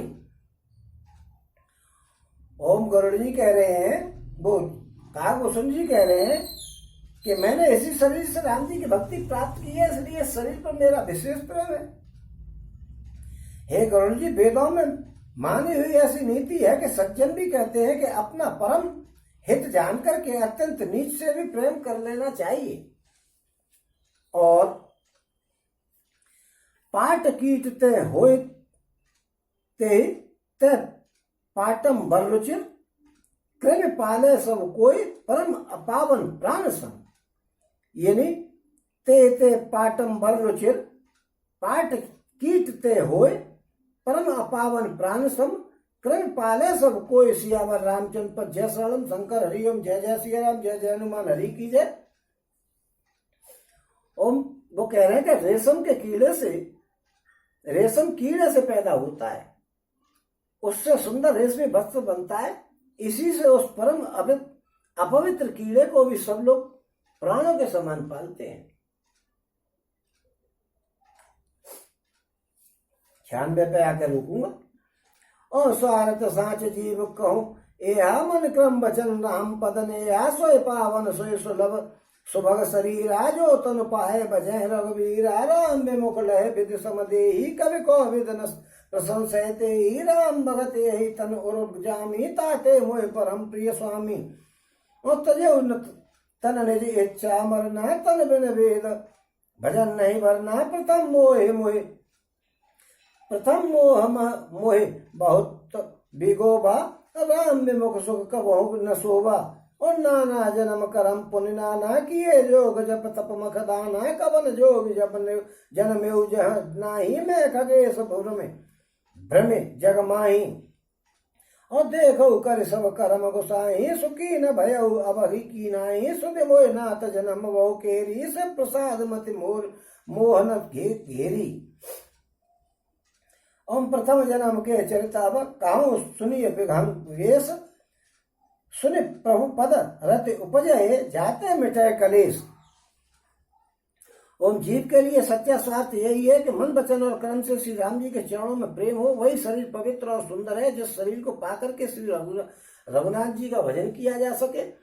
जो श्री राम जी के विमुख है, वो यदि ब्रह्मा के समान शरीर पाले हुए तो भी कवि और पंडित उसकी प्रशंसा नहीं करेंगे। इसी शरीर से मेरे हृदय में राम भक्ति उत्पन्न हुई, इसी से हे स्वामी मेरे को यह शरीर प्यारा है। और मेरा मरण अपनी इच्छा पर है, परंतु फिर भी मैं यह शरीर नहीं छोड़ना चाहता हूं, क्योंकि वेदों ने वर्णन किया है कि शरीर के बिना भजन नहीं होता है। पहले मोह ने मेरी बड़ी दुर्दशा की है, श्री राम जी के विमुख होकर के मैं कभी सुख नहीं प्राप्त कर पाया। अनेकों जन्मों में मैंने अनेकों प्रकार के योग जप तप यज्ञ दान और आदि कर्म किए थे। हे गरुड़ जी, जगत में ऐसी कौन सी योनि है जिसमें मैंने बार बार घूम करके जन्म नहीं लिया हो। हे गोसाई, मैंने सब कर्म करके देख लिए, पर अब की तरह मैं कभी भी सुखी नहीं हुआ। हे नाथ, मुझे बहुत से जन्मों की याद है। शिव जी की कृपा से मेरी बुद्धि को मोह ने नहीं घेरा है। हे पक्षीराज सुनिए, अब मैं अपने प्रथम जन्म चरित्र कहता हूँ, जिन्हें सुनकर के प्रभु के चरणों में प्रीत उत्पन्न हो जाएगी, जिससे सब कलेश मिट जाएगा